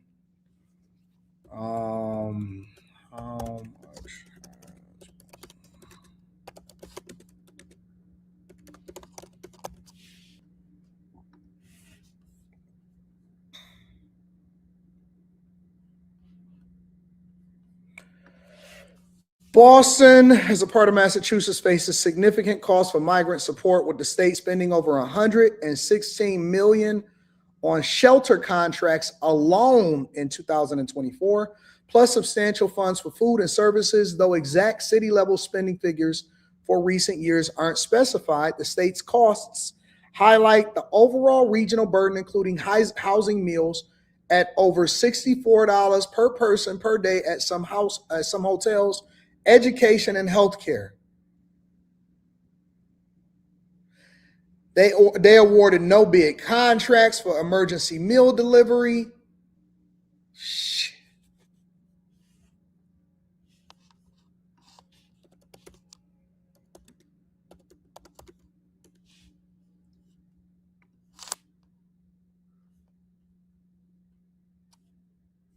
Operating budget, $4.8 billion. Is Boston in a deficit? I don't know what Boston's. Boston is facing significant budget challenges, primarily a large potential shortfall from declining commercial property values, estimated at up to $1.7 billion over years, creating a looming deficit despite current balanced budgets.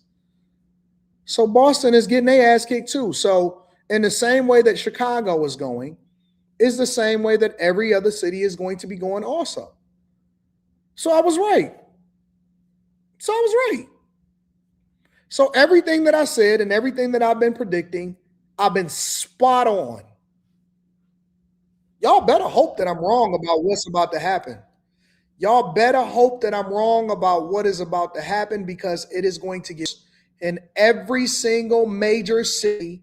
It is going to get worse before it gets better. You better hope, you better pray that I am so wrong, but I don't believe so. I don't believe so at all. I think that I'm spot on. I've been right about every single thing that we've been talking to so far. With the state tax laws that we have to follow, when commercial values drop, all of that tens of millions of dollars gets put onto our residents.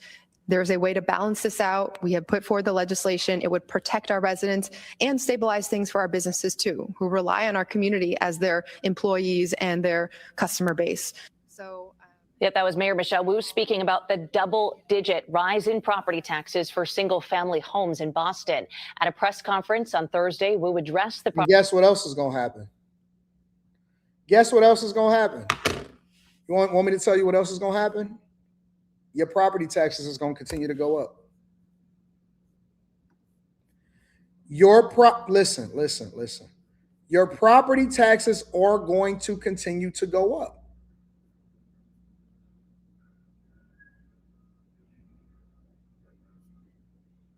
Every year you're going to continue to experience the same thing.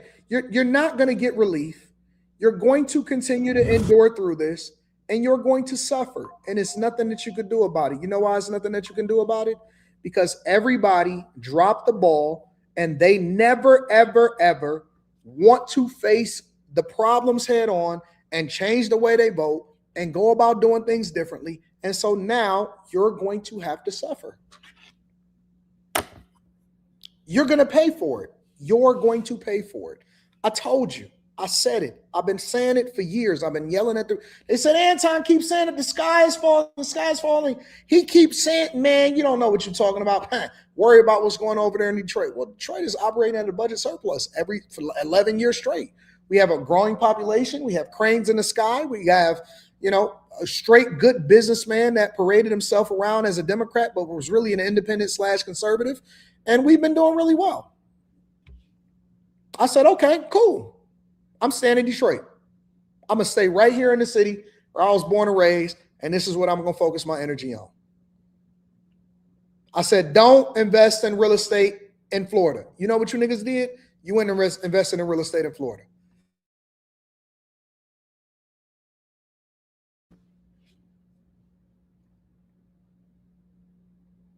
I said, you're going to have increased property taxes in Chicago, and they're going to continue to have a budget deficit. You know what you did?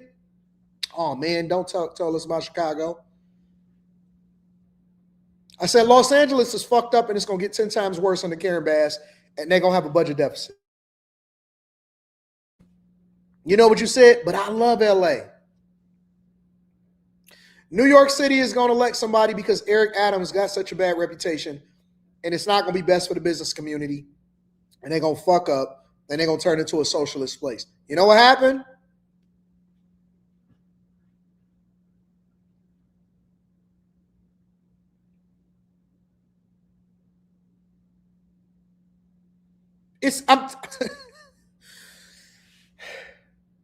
You can't outrun the numbers.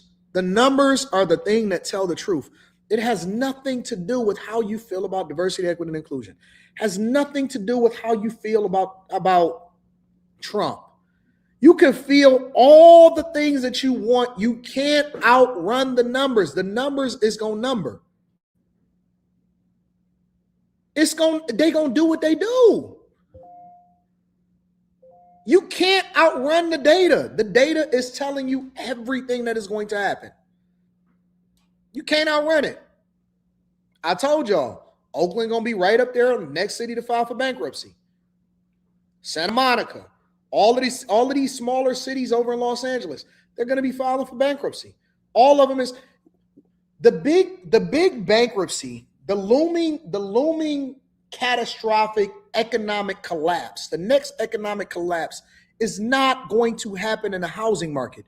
The housing market will be the thing that comes after the city's economic collapse, because you're going to have a wave of cities over the next 5 to 6 years. Hear me out. I'm going to tell you another prediction.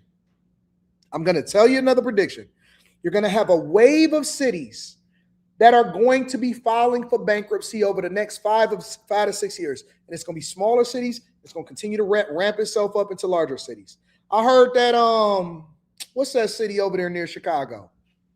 I heard they fucked up and they about to already file for bankruptcy. The economic collapse is not going to happen as a result of real estate. It's going to happen as a result of the cities. And you're going to basically have a situation where if these people don't start managing their budget more correctly, and the fact that they have all of this debt while at the same time getting downgraded because they're going to have to file for bankruptcy protection, which they're going to have to give a whole lot of stuff up.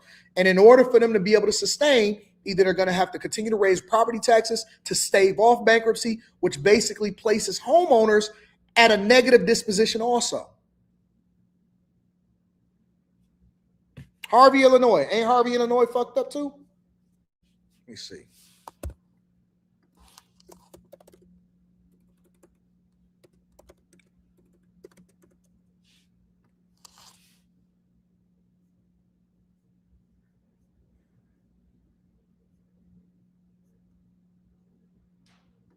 The furloughs impacting employees across multiple city departments, and they are significant. The fire department telling us they will be operating with just over half of its staff. Harvey's mayor telling us his administration is working to make sure these furloughs are temporary as the city remains shut down. Days after Harvey leaders say they are facing a financial emergency, dozens of city employees and first responders got notices they were out of the job for now. It was a hard decision for us to make, but it's something that we needed to do in order to keep our city stable. Faced with a $140 million debt from previous administrations, last week Harvey City Council voted to apply for financially distressed city status with the state, which temporarily shut down the city. This has been many years of mismanagement, of overextended finances. The city says 69 employees across multiple departments have been temporarily furloughed without pay or benefits. 98 essential personnel will report to work to maintain core city operations. But overall, 41% of city staff will not be returning to work tomorrow.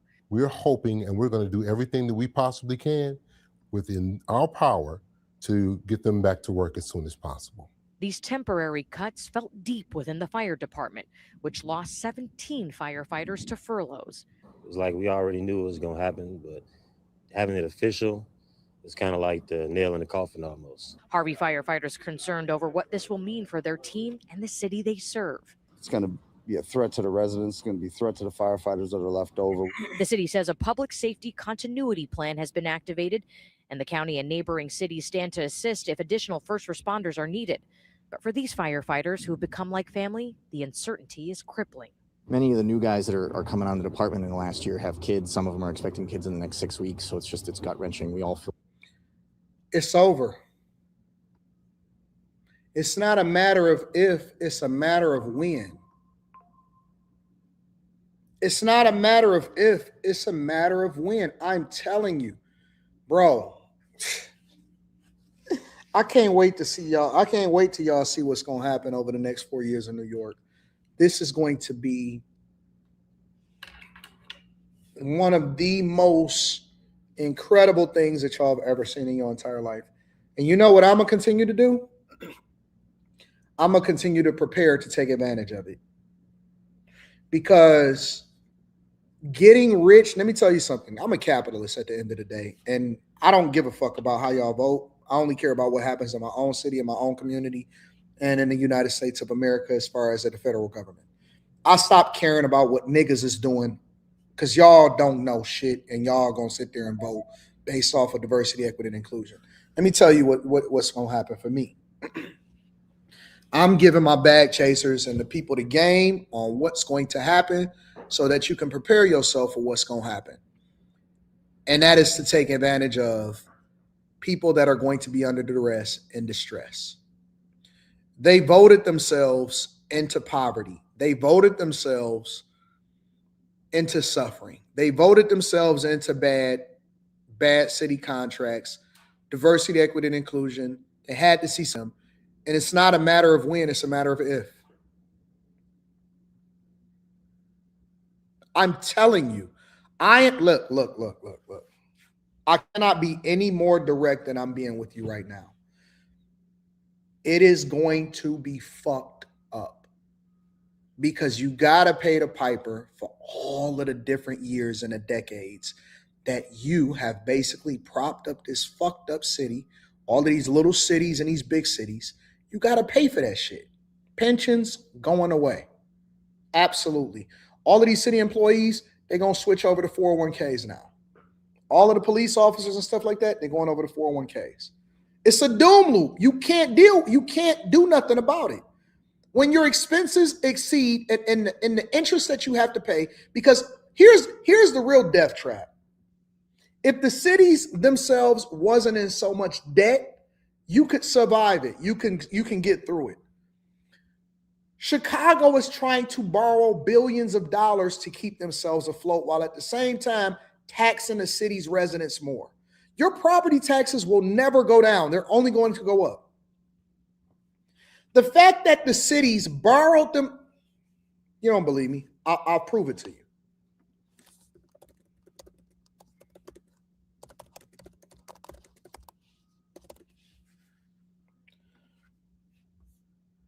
Chicago has a total debt of approximately $51.4 billion with only $13 billion in assets, resulting in a $38.1 billion shortfall or debt per taxpayer burden. That means that every person in the city of Chicago would have to contribute $42,600 to get the city out of debt.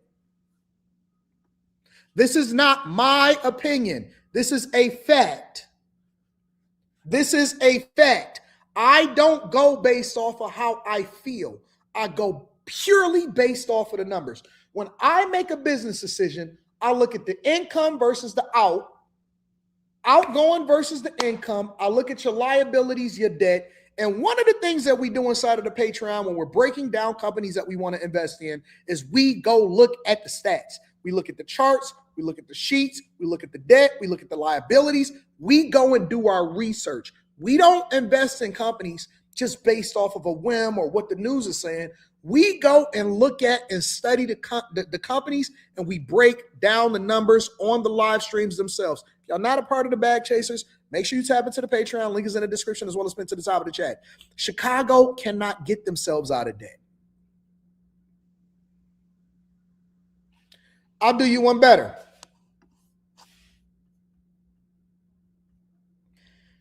Watch this.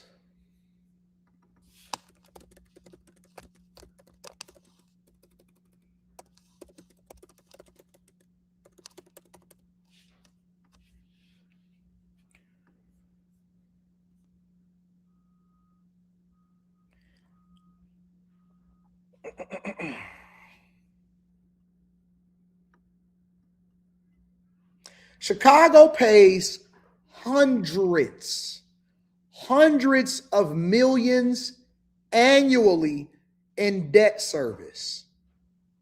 Around almost $500 million of money that y'all pay in taxes, property taxes, all of this.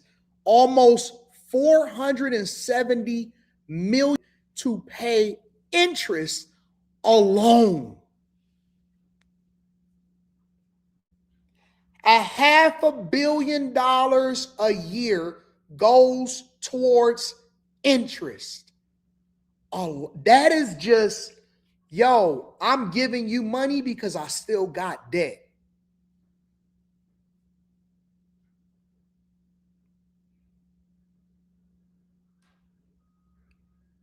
This isn't my opinion. This isn't a red versus blue conversation. I'm just telling you purely off of the numbers. When I come on the live streams on a daily basis, okay? When I come on these live streams and I do these review videos sometimes and I have these conversations about budgets, I already know what was happening because I already researched it. I already researched how the city is dealing with its finances before I ever come on a live stream. So I'm just giving you the playful banter and going back and forth. And, oh, Brandon Johnson don't really know what he's talking about. This is what y'all get for hiring a teacher. This is what y'all get for doing diversity, equity, and inclusion with Lori Lightfoot. This is what's going on, right? Because I'm telling you, hey, listen, Chicago was on the path to bankruptcy. Debt just got downgraded, which means that they have to pay higher interest on the debt that they already have. And Chicago is still trying to borrow money. So by the time that I start talking to you and I say, hey, listen, y'all in the death spiral, this is what's going to happen with your property taxes. They can't afford it. More companies are starting to leave Chicago, which is then going to result in you having higher property taxes until eventually y'all file for bankruptcy and then y'all wind up getting this person out. Y'all shouldn't vote this person in, vote this person out. I'm not talking from the lens of a person that is looking at it just politically. I'm talking about it from the perspective of a person that looked at the numbers. The numbers don't make sense. There's no way that y'all can invest your way out of this. You don't have the revenue. Companies are leaving. You're in a death spiral. Schools is burdened. You got budget shortfalls. You get no help from the governor of the state. J.D. Pritzker don't give a fuck. You're going. It's over. It's nothing you can fucking do about it. It's not a matter of if, it's a when. So the real conversation that we should be having is this. When are you going to file for bankruptcy? Not if. When you going to get there? How much more are they going to make you pay before they eventually file for bankruptcy?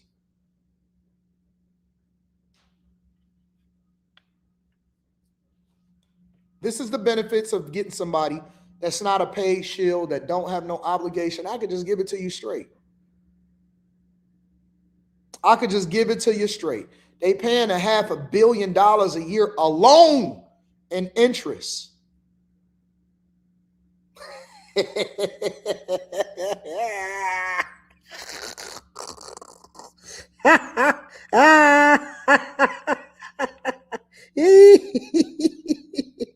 You dumb motherfuckers kept voting the way that you was voting.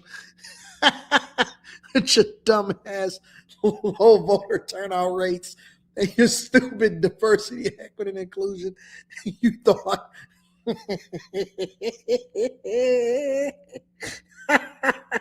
y'all hired a person with a mohawk.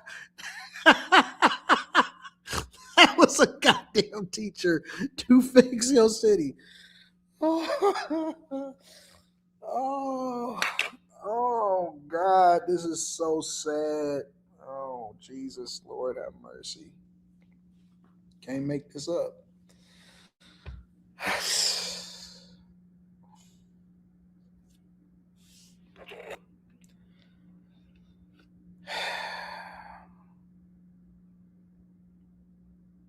Can't make this up.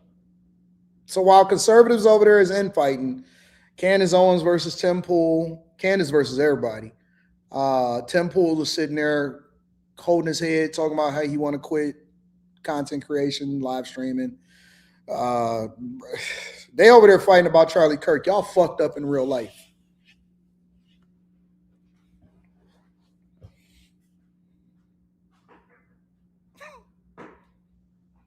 Remember this. I told you. I'm going to keep on telling you so that you can't say that you didn't know. I'm going to keep on telling you so that you can't say, oh, NYC. Oh, fuck. I'll go over NYC's number tomorrow. That's tomorrow's homework. Y'all ready? Y'all ready for NYC? Y'all not ready for NYC. Y'all not ready to see that shit. NYC is diabolical.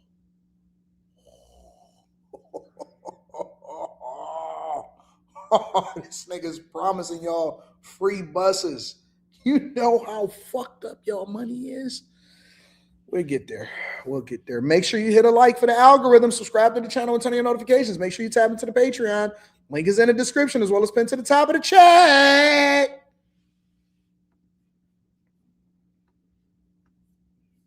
Boston Mayor Wu raising property taxes. TS Car Wash and Detail Services. 80, you saw the game. Oh, yeah, I read that one right back. Atlanta's overrated. You got to come back to Dallas. Bet.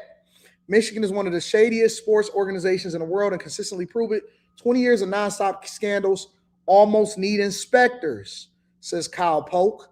Eric Williams says, what's good, Anton? I'm not surprised you said Mississippi, particularly Gulf Coast. I love the Gulf Coast. I love Mississippi. They love me down there in Mississippi. Hi, Mr. Daniels. Hi.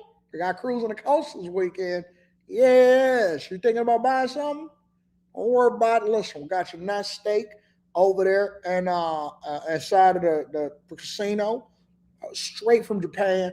No antibiotics, raised grass fed, 1,000%, everything you ever want. And we got some property that we want to show you.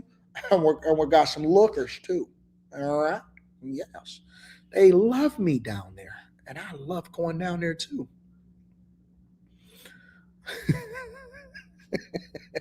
Yes. No. We got some good things going on. Got some corn-fed women over there. Oh, yeah, we do. Yeah, we do. They love me down there in Mississippi. 80 Voices, the medicine people hate but can't live a healthy life without. Salute from Fort Bragg, North Carolina, 82nd Airborne for life. Salute, Tony Esquire. TS Car Wash and Detail Services, I emailed you the game video. Check it out for some good entertainment. He said he would hit his homie X. I'm going to put that on. We're going to put that on for the after hours tonight. We're going to talk about that. Game hitting his homie X. You can't trust niggas like that. You got to get them from out of your circle. AD, they escaped the GOAT route, huh? Shout out to TS. 392Q said, what mayor or policy that will make you move from Detroit if elected or implemented? I'm not moving from Detroit. I'm never leaving my city. This is me. This is home. This is home. I love my city. I love everything that's going on here. I love my city. I love it. Jason AT says, I always wondered why there's always rhinos going Republican, but we never have conservatives infiltrating the Democrat Party. Tough in them circles. What up, love? Curly Hair says, good morning, my king, and your crystal ball. I like that shit. I like that. Thoughts on the NY mayor hiring my son? What? What are you talking about? That's not a thing.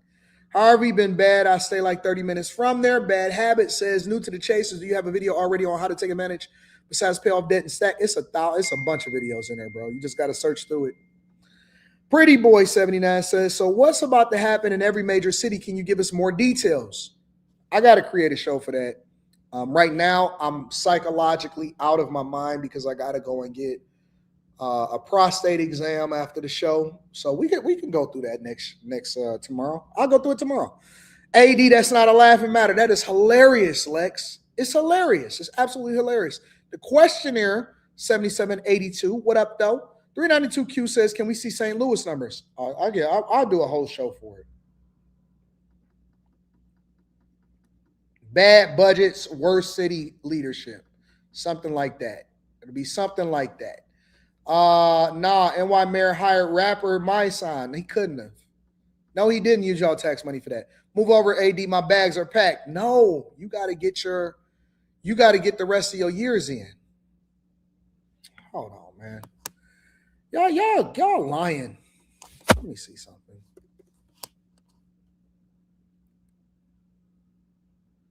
I don't believe y'all. Let me see. My son.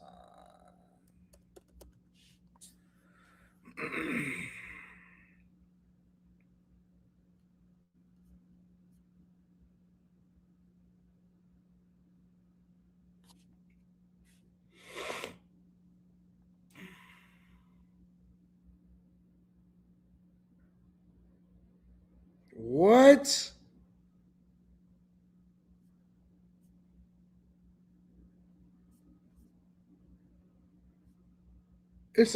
This can't be real.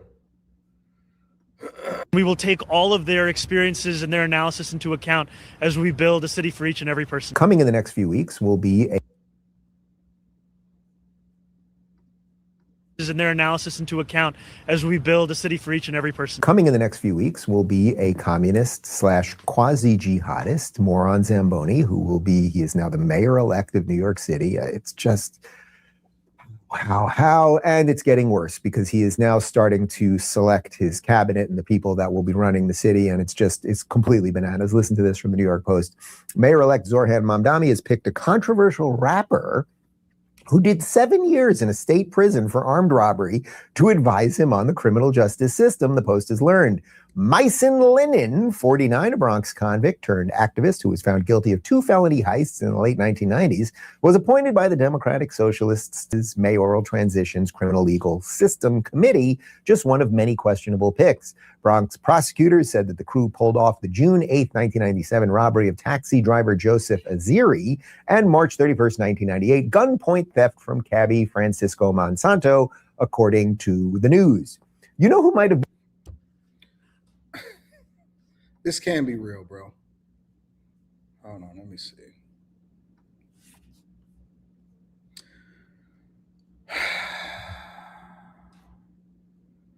Widow of Big was mugged by one of Zohran Mamdani's newly named advisors and his crew nearly 3 decades ago, was appalled by the lefty mayor's elect decision Tuesday.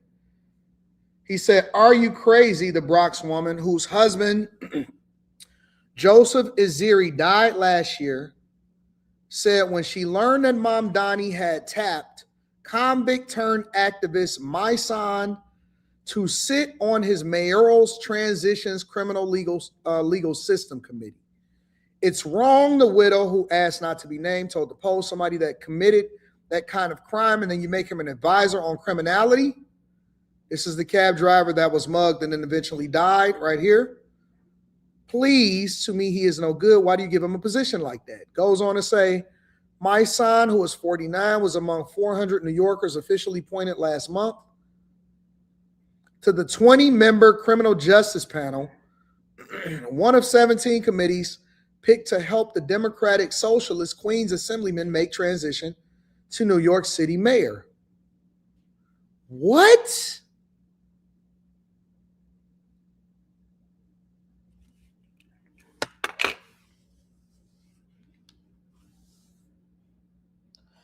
So let me ask y'all a question, because I seen Zohran Mamdani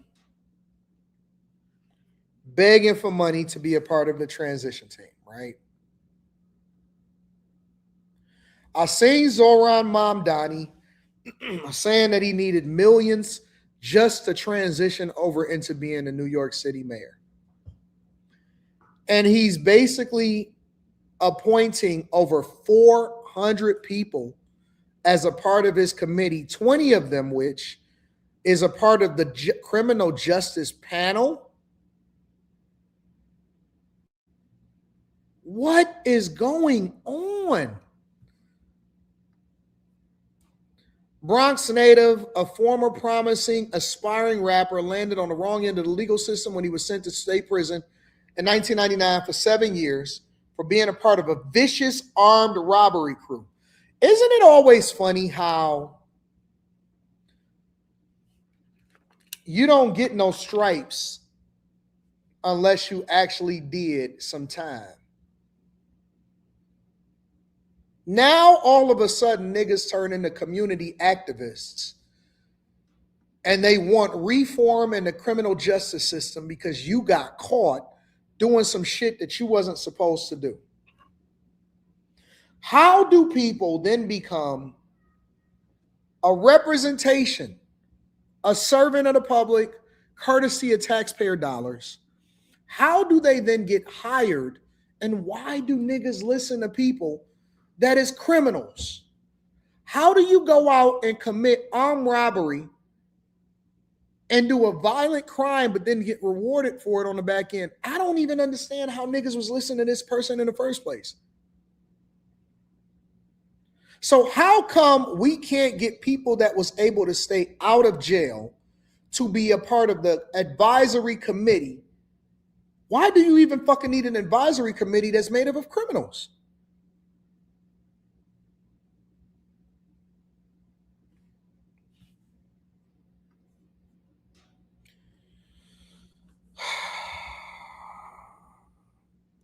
Bronx prosecutor said the crew pulled off the June 8th, 1997 robbery of Iziri and the March 31st, 1998 gunpoint theft of fellow cabbie Francisco Monsanto.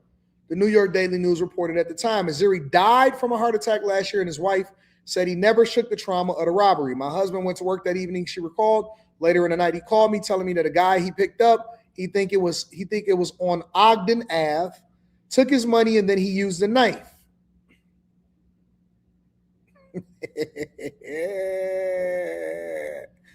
Asked how Iziri would feel about Lennon's, shocked woman said she was pretty sure her late hubby wouldn't be too thrilled. He will protest against it, that's for sure. I know my husband is very clear, very, very clear that that's not a job for him. Let him advise people on how not to be criminals, not advise the mayor on criminality. Mom Donnie, who will be sworn in next month as mayor, defended his appointment earlier Tuesday. We put a team together of more than 400 New Yorkers who are on 17 different committees. And these are New Yorkers who bring with them both fluency and the policy and politics of the city, the places that they've succeeded, the places that they've failed.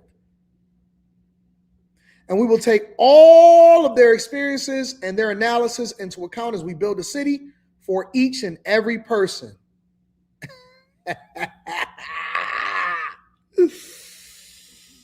Oh. And then he's sitting down there with a shirt that says boycott black murder. He faced up to 25 years behind bars, continued to deny he was involved in the muggings, and rebranded himself as a community activist. Following his release from state prison, he spent years volunteering as a so-called violence interrupter. This is one of the things that they do, y'all. All right, so let me give y'all some insight, some game. All right.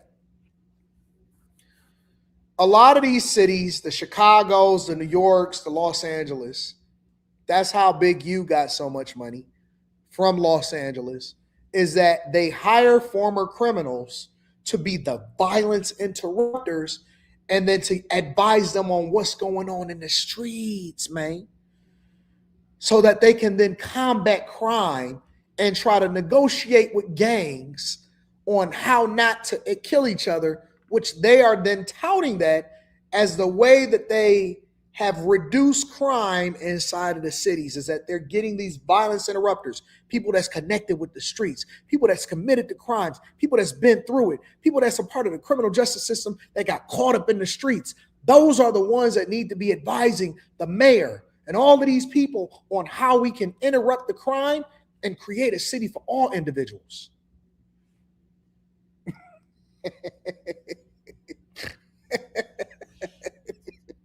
What's happening in our major cities in the United States of America? Others include Black nationalist Lumumba Bandio, the head of the Malcolm X grassroots movement, who has rallied behind cop killers Assata Shakur, and Herman Bell, the former Maryland Department of Juvenile Services boss Vincent Schiraldi, who resigned under pressure amid claims of shoddy oversight and contract mismanagement at the agency. Retired NYPD Chief of Department John Shell said money that lent his appointment was typical of the lefty incoming mayor. He says it's just another appointed advisor that has questionable past, which is in line with some of his other recent appointees who were anti-police and establishment.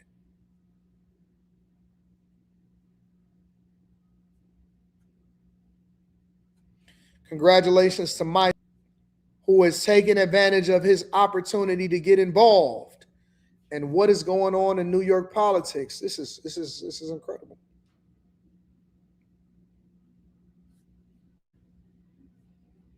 This is incredible. Let me see if I can find some more information on this. Give me a second. I'm on it. Transition team.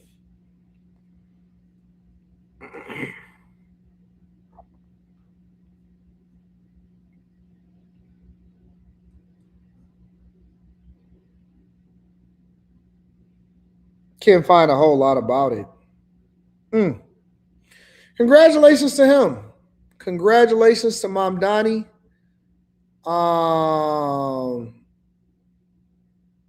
I know he's planning to stop homeless sweeps.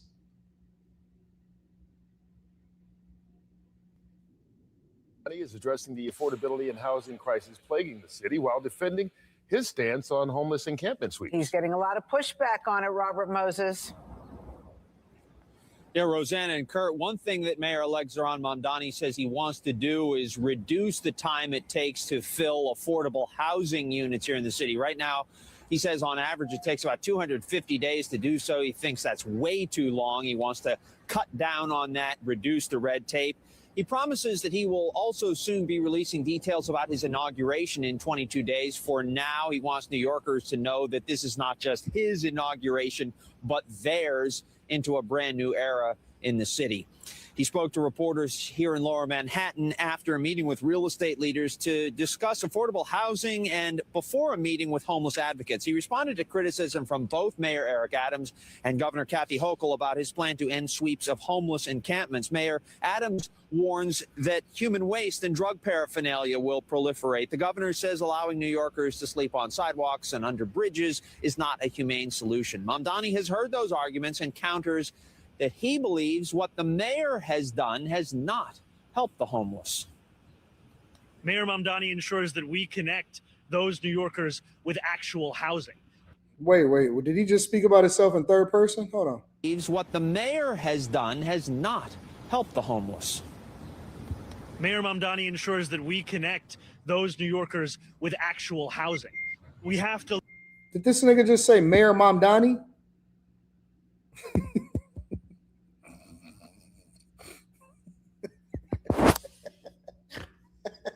Did this nigga just refer to himself in a noun form? That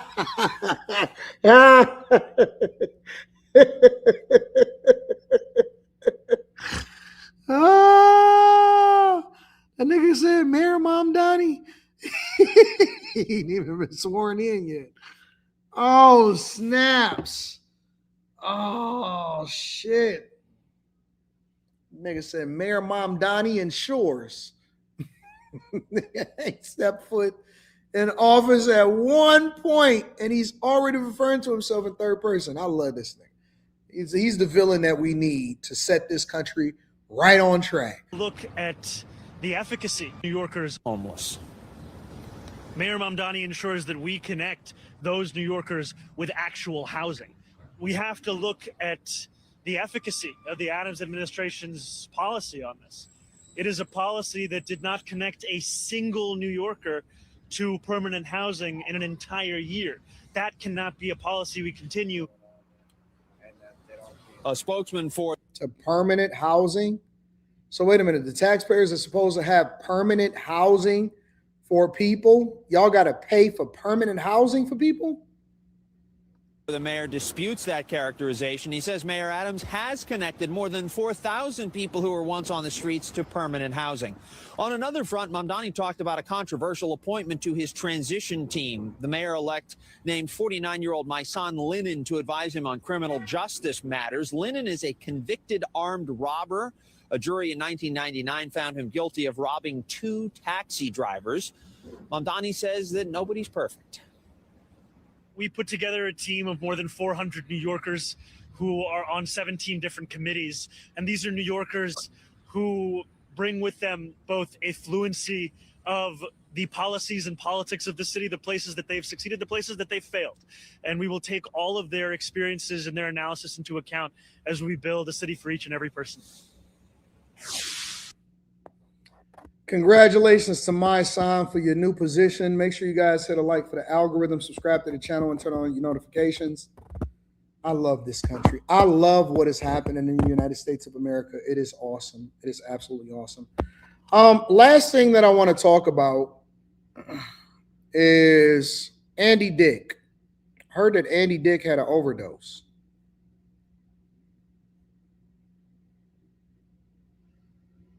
I heard that Andy Dick had an overdose. Is that true?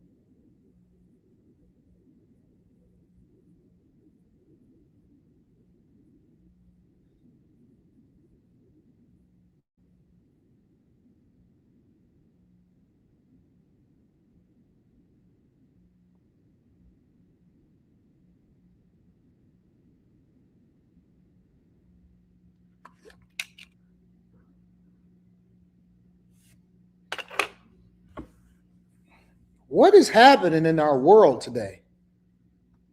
What is happening? Y'all can't hear me?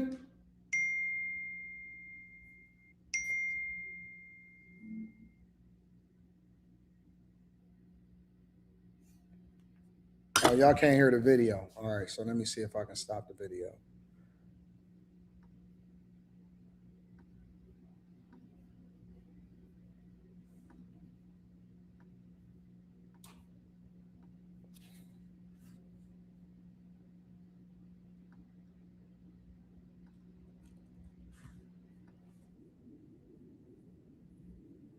Comedian Andy Dick's life as he suffers. Can y'all hear that audio now? Is the audio fixed on the video? Let me know if y'all can hear the audio on the video now. Okay, cool. We good? All right, cool. Let's Camera. People rushing to save comedian Andy Dick's life as he suffers an overdose on the stairs of a Hollywood building. The comedian says he smoked crack with a stranger before what appears to be an overdose. Fox 11's Phil Schuman, he's following growing concerns about his struggles and substance abuse. It sounds like he's lucky to be alive. That's for sure. And speaking to TMZ from his Hollywood home, the 59-year-old comedian and actor admitted he met a man on the street who offered him the drug. Dick said he accepted, claiming he, quote, doesn't mind using crack occasionally. Now you see why my face was so turned up?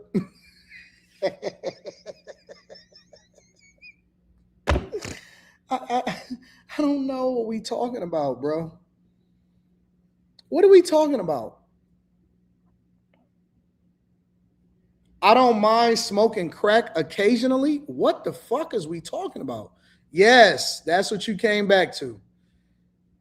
That's why I was so appalled. It's like, wait a minute. Hold on, dog.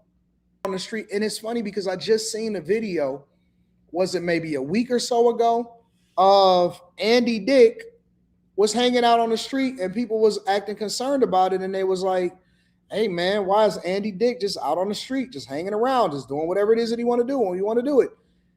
And now he in overdose, and he said that he don't mind smoking crack occasionally from a stranger that just offered him crack. Who smokes crack and admits to smoking? The second thing is, who smokes crack with a stranger? The third thing is, who smokes crack on the street? And why are they interviewing him from his Hollywood Hills home? Man, that junk, it must have did something to y'all. It had to it just got a hold on people. A hold on y'all. Crack? Y'all smoking crack? Yes, Whitney Houston did say crack is whack. When asked about his condition, he responded sarcastically, he's 100% fine. Doesn't it look like I'm 100% fine? 110%. And he was on the sidewalk, and I'm like, I'll sit with you. And then he whipped out, I'm sorry, but crack. And I'm like, you know what? I might need a little bit of that. I wanted to see what he was doing. And also, I don't mind doing a little crack every now and then.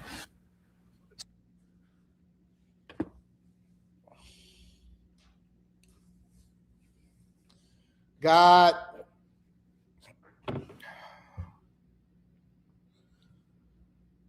I know that there's 1,000 different possibilities of how life can go. I know that there's 1,000,000 different paths that we can take. Of all of the things that I try in my life, God, I pray that I never, ever get to the point to where I try or cocaine. I never want to be that experimental, Lord. It's just some hard lines that I want to draw in the sand, God. Don't let me become so down on my luck that I do crack. Don't ever let me get so down on my luck that I do heroin or anything that has to do with Fenty. Lord, bless all of my people to remove themselves from ever being in a position to be compromised sexually. Yes, voxelitis is a part of life. I get it. I understand it. But never let us share our chick with another man, nor let us ever be in a position that's compromising to where we waking up with Diddy in our bed, like Lil Rod said on the Reckoning documentary that was executive produced by 50 Cent. These are just some core things, Lord. Don't ever let us wake up with Diddy next to us in the bed. Don't ever let us have crack. Don't ever let us fumble $30 million like the U of M head coach over a piece of box. Just some basic things. I can deal with a lot of things, but I can't deal with that, God. I can't deal with that. I just can't, bro.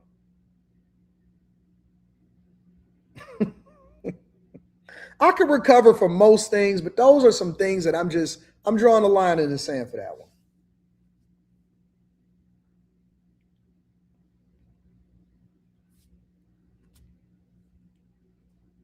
Shit, I mean, we might as well throw it all in there.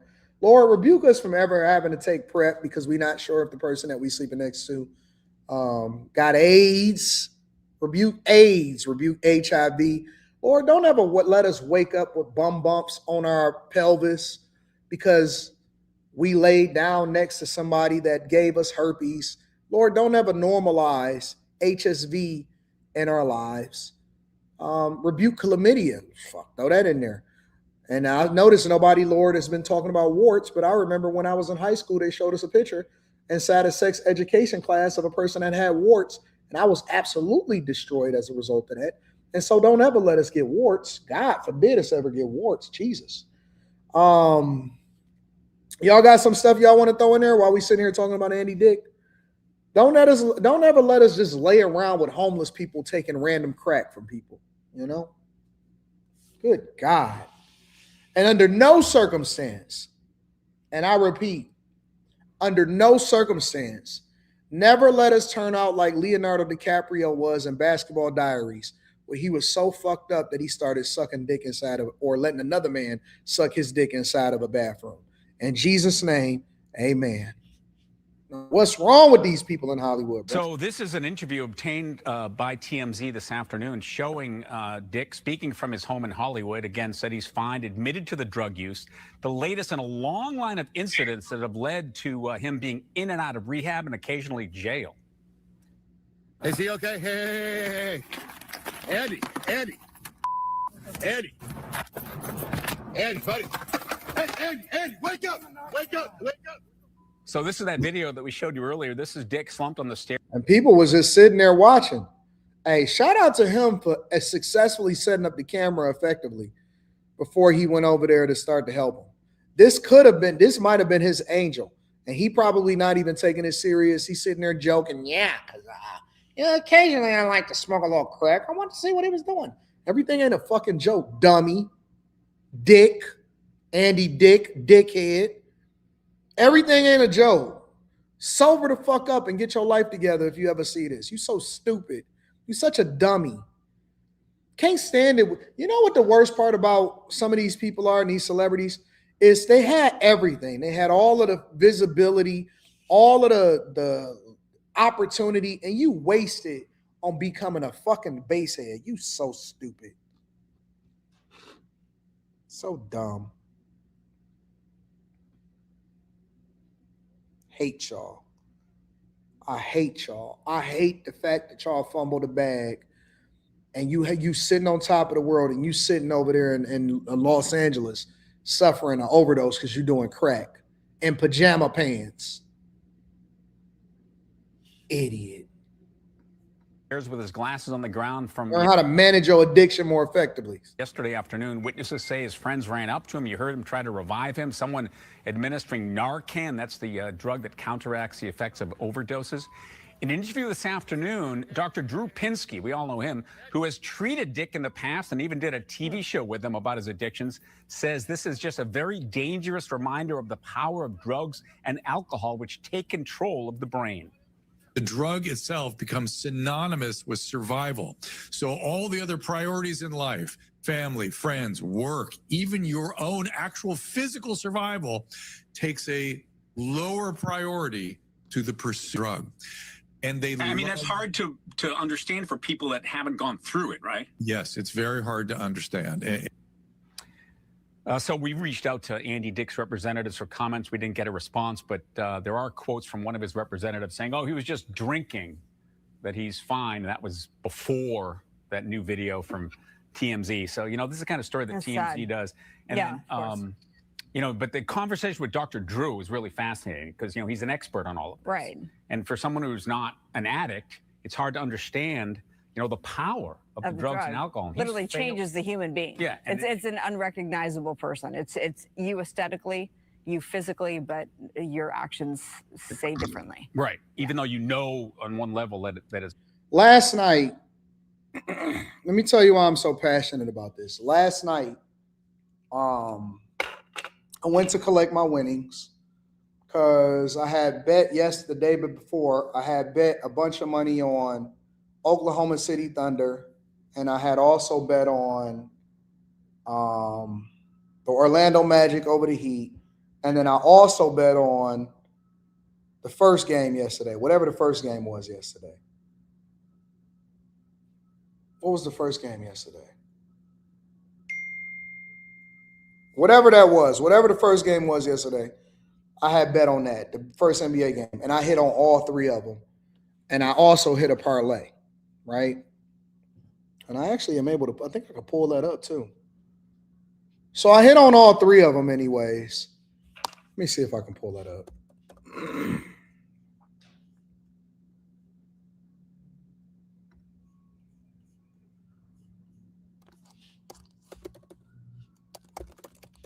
And I'm going somewhere with this story, so roll with me for a second. I always like to show the proof. And so I had an off night yesterday in which I didn't have to live stream. So I go and pick it up and I cash in the tickets and I leave. Let me see if I can find that out.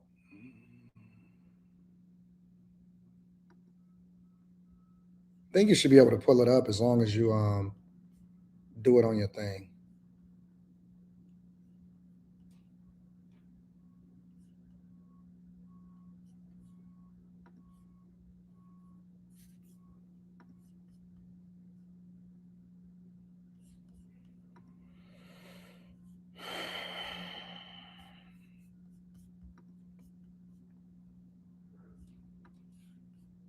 Oh, they don't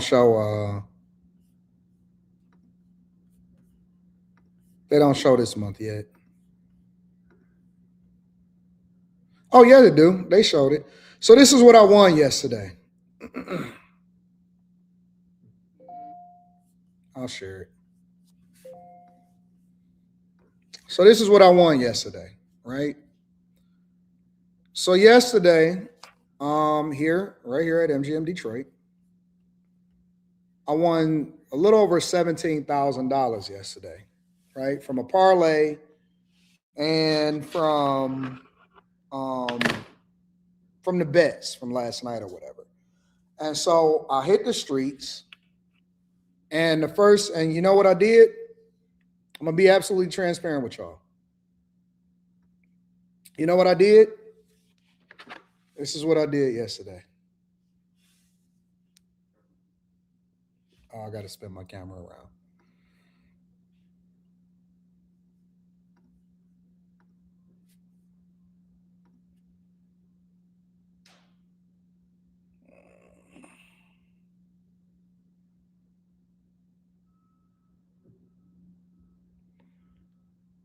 I said, and this was at 11 night. At 11:31 p.m. last night,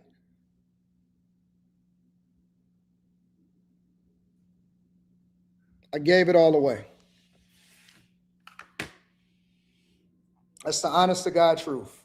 I gave away everything that I made yesterday. Anything that I win, I give it away to the streets.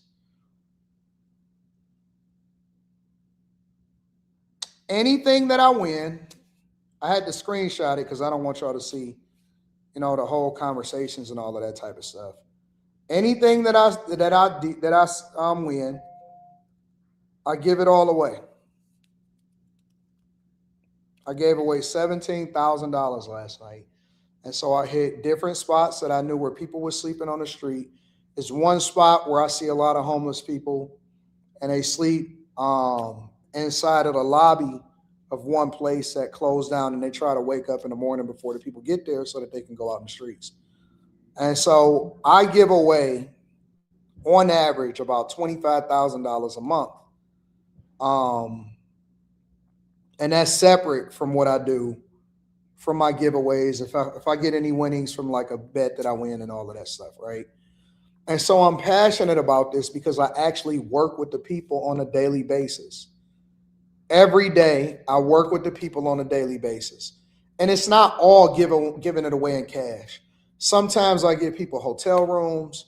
Sometimes I give people a place to sleep. Sometimes I treat people and I make sure that they get food. Sometimes I'll go to a restaurant and I'll just spend $1,000 or $2,000 and I'll say, hey, you know, let everybody order what they want. Sometimes I'll go to the grocery store and I'll find somebody that, you know, is going to get some groceries and she'll look like she's struggling or a single mother.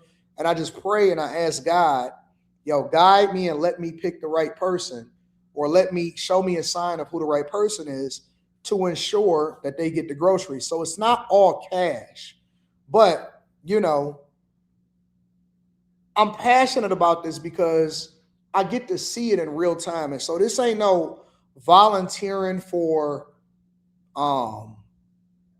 you know, just for the holidays to make you feel good about yourself and stuff like that. This ain't none of that. That's why I like to show the receipts occasionally, because it's not always about what you do visibly, but people need to see it. This is why we need money, right? So I want to make two. Yes, I do. I tithe to the streets. So I want to make 2 points here. The first point that I want to make is this is why certain people need money. I need more money because I got more people that I got to take care of. I promise God that anything that he gives me above whatever my basic needs are, I'll share it with the people. I need more money so I can do more for people out of my own pocket. I don't have a nonprofit. I don't try to set some shit up where 98, 99% of what you give goes towards administrative costs and salaries. I want to actually continue to help people. I promise God that if I ever got rich, I will always be in the streets of Detroit, making sure that people got money, that they got resources, that they got food, that they got places to stay, that I would be the angel that people needed. And not only that, but I would also hire people, that I would give all of my resources, and outside of the responsibilities that I have to take care of. And I do like to treat myself and live a good life, but anything outside of that, I would give it back to the people. And so what I see in the streets is serious. Like, there is some real despair and there's some real hardship happening out here. And when I see people that have opportunities and they have it all, and they don't take that opportunity to really become something great, but instead they become a piece of shit on the street, it hurt my heart, because it's like, your responsibility is not just to yourself as a man. Your responsibility in this lifetime is not just to you. It's not just about having fun. Yes, you should have fun. Yes, you should have a good time, especially if you're younger. Get it fucking out of your system. But at what point do we grow the fuck up and say, hey, listen, we got a greater responsibility to the streets. You got a greater responsibility to the city that you're from. You got a greater responsibility to where it's not just about you. You have an obligation to be successful because it's other people that need you. You can't always be the needy. You got to be the person that show love. And I know that the poor is always going to be amongst us. I know that it's always going to be homeless. I know it's always going to be people out here that suffer. But there has to be balance. And so for every person that's on the street, there has to be somebody that can help them, somebody that grind for them, somebody that give them inspiration. So at some point, maybe one or two of them wake up and say, you know what? I'm going to get my life together and I'm going to also help other people. We got a responsibility as people to be the beacon for not only our children, for not only our family, but also for the people that don't even know us. That don't even know us. It's not about you. It's not always about how you feel or what you feel like or if you want to get up in the morning. Get the fuck up and go do something so that you can do something for somebody else. Even if it's not for you, go and do something for somebody else. Somebody need a job. Somebody needs some inspiration. Somebody needs some opportunity. And this is why I say you got to be selfish before you selfless so that you can then be able to pour into other people. You can't, a broke person, let me tell you something, bro. Broke people can't help nobody. You need some goddamn resources. You got to get your money up.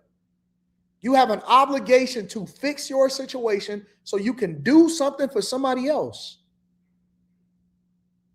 Fuck the bullshit. Let's go get some money so we can change the dynamics of your neighborhood. So you can fix somebody else's life. So you can be a beacon of hope to somebody. We always fucking begging and asking somebody to help us. Where's the real angels? Because an angel is not just a person that preaches on the pulpit. An angel is a person that actually do something to help somebody else's life.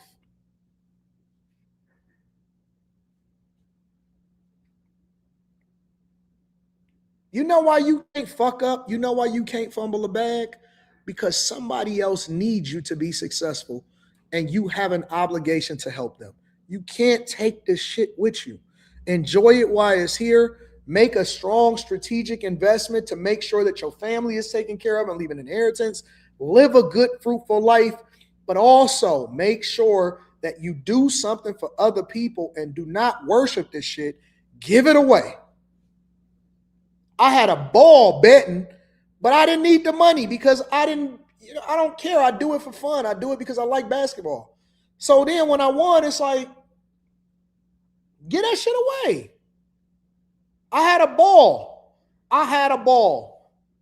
Looking at, oh man, I can't believe he missed it. And then I go out and get that shit away. No cadence to it. None of that. You just go and give it away. Because it's not going to change my life.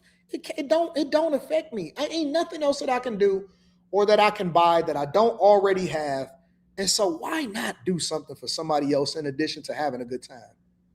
Go do something. You have an obligation to your family, to your people, to your daughter, to your sons, and also you have an obligation to the streets. Show the fuck up. Show up. Show up. That's why I tip big. Because it's like, this money ain't going to change me one way or another. I don't love this. I love the fact that I can go and use it for stuff that other people may need. I'm going to overpay for the service. I ordered some breakfast on DoorDash that had cost me like $20 or something. And then you tip 40.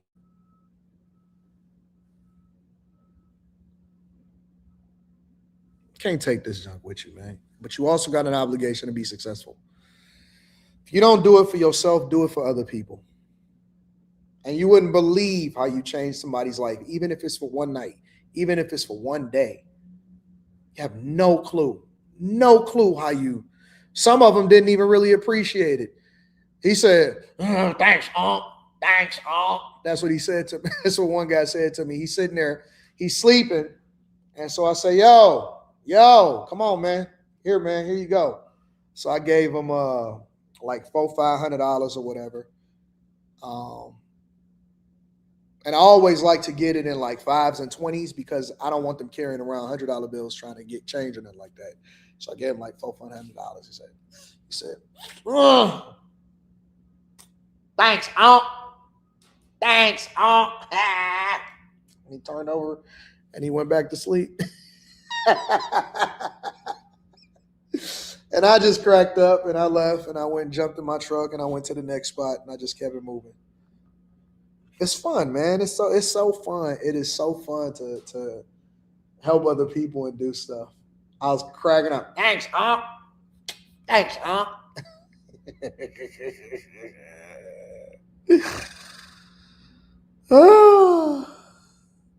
Let me go get my ass checked. I gotta go get a prostate exam. Make sure y'all hit a like for the algorithm, subscribe to the channel, and turn on your notifications. AD, I'm gonna hit you with the big news, with all of the big. All right, bet to you. That sounds crazy. I'm about to go get my ass checked. Gotta go get a prostate exam. It is what it is. Let's make light of it before I get uncomfortable, right? Oh, God is the greatest, man. Look at this view. Such a good God. Jesus is King. I love you, God. I love God. I love Jesus. I love people. So blessed. I'm so thankful. I'm so appreciative. I love God so much. I love God so much, and that's why I'm going to love on the people that he put on this earth for me to have an impact on. I'm always going to love God. I'm always going to celebrate God. It's nothing that anybody could ever do or say that would ever in any way, shape, or form get me to turn my back on you. You always going to be the king. You always going to be the greatest, and I'm so appreciative and I'm so thankful that you allowed for me to live this beautiful, phenomenal life that I can then impact other people and help other people. And you've put all of the right people around me. You've given me so many blessings, so much love, so much grace. I'm so appreciative. I'm so thankful for God. I love you so much. And the more you bless me, the more I promise to continue to do as much as I possibly can and bless other people. And I'm a definitely continue to live it up. I just want to let God know that publicly. I'm always going to publicly, I don't care what nobody say, I'm always going to publicly acknowledge how great you are.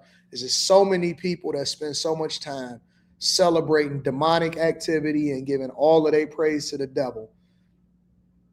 But as I continue to grow, and with all of my subscribers and every fiber that I have in my body, I just want you to know that I'm always going to be one of your greatest servants.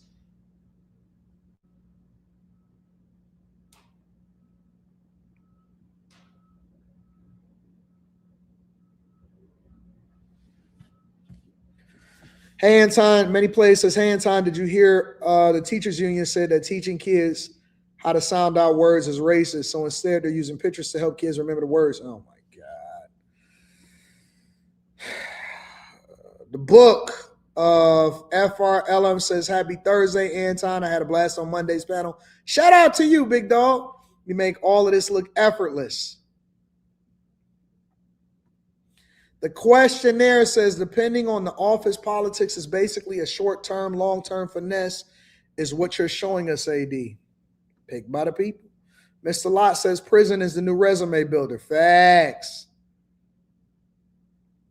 Roderick Reed says, this dude is exactly who you refer to when you talk about the older generations leading those that followed astray. Thank you for all that you do, Mr. Daniels. Thank you, my friend. Mr. Lott says, who the hell tries crack like a sample at Sam's Club? Crazy. Aaliyah, what up? Aaliyah says, send a love to AD and the Bag Chasers. Make sure y'all tap into the Patreon link is in the description, as well as pinned to the top of the chat. What up, Mika? Coach Chris says, AD, why don't you tell people more about this so that people can stop accusing you of grandstanding? You do,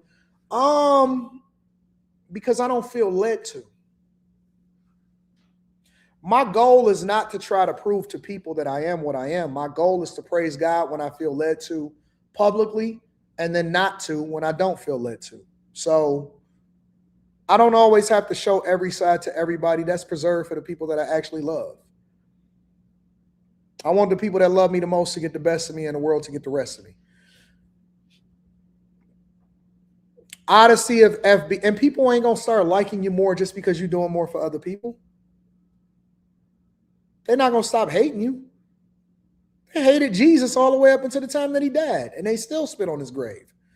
Hey, AD, quick question. What's the theme purpose of each of your YouTube channels that you have? How do you determine whether to talk business or entertainment within your content? But channels themselves determine where the course is based off of how I interact with the audience. So the Anton Daniels channel is always going to be the OG channel. Any idea usually leapfrogs off of that. Evolved over the years, so I vlogged on that channel. And I talk about popular culture subjects and issues. Then you got the Millionaire Morning Show that spawned off of that, which originally was the After Hours, and then eventually it turned into Millionaire Morning Show. And that is the opportunity, the only opportunity that I really have to talk one-on-one and to kind of live stream and just talk my shit and say what the stuff, talk about the stuff that I think is important to me or is fun to me. The Room 9 channel was Fight Club that spawned from the Anton Daniels channel that then evolved back over to After Hours that the Millionaire Morning Show was. And then it became what it is because I have so many different shows and networks in which we use the Q show for Monday night, and we leverage that and move that over to the Room 9 channel. And I think as of right now, it might be ready to cross over to 100,000 if I'm not mistaken. Let me look at this really quickly.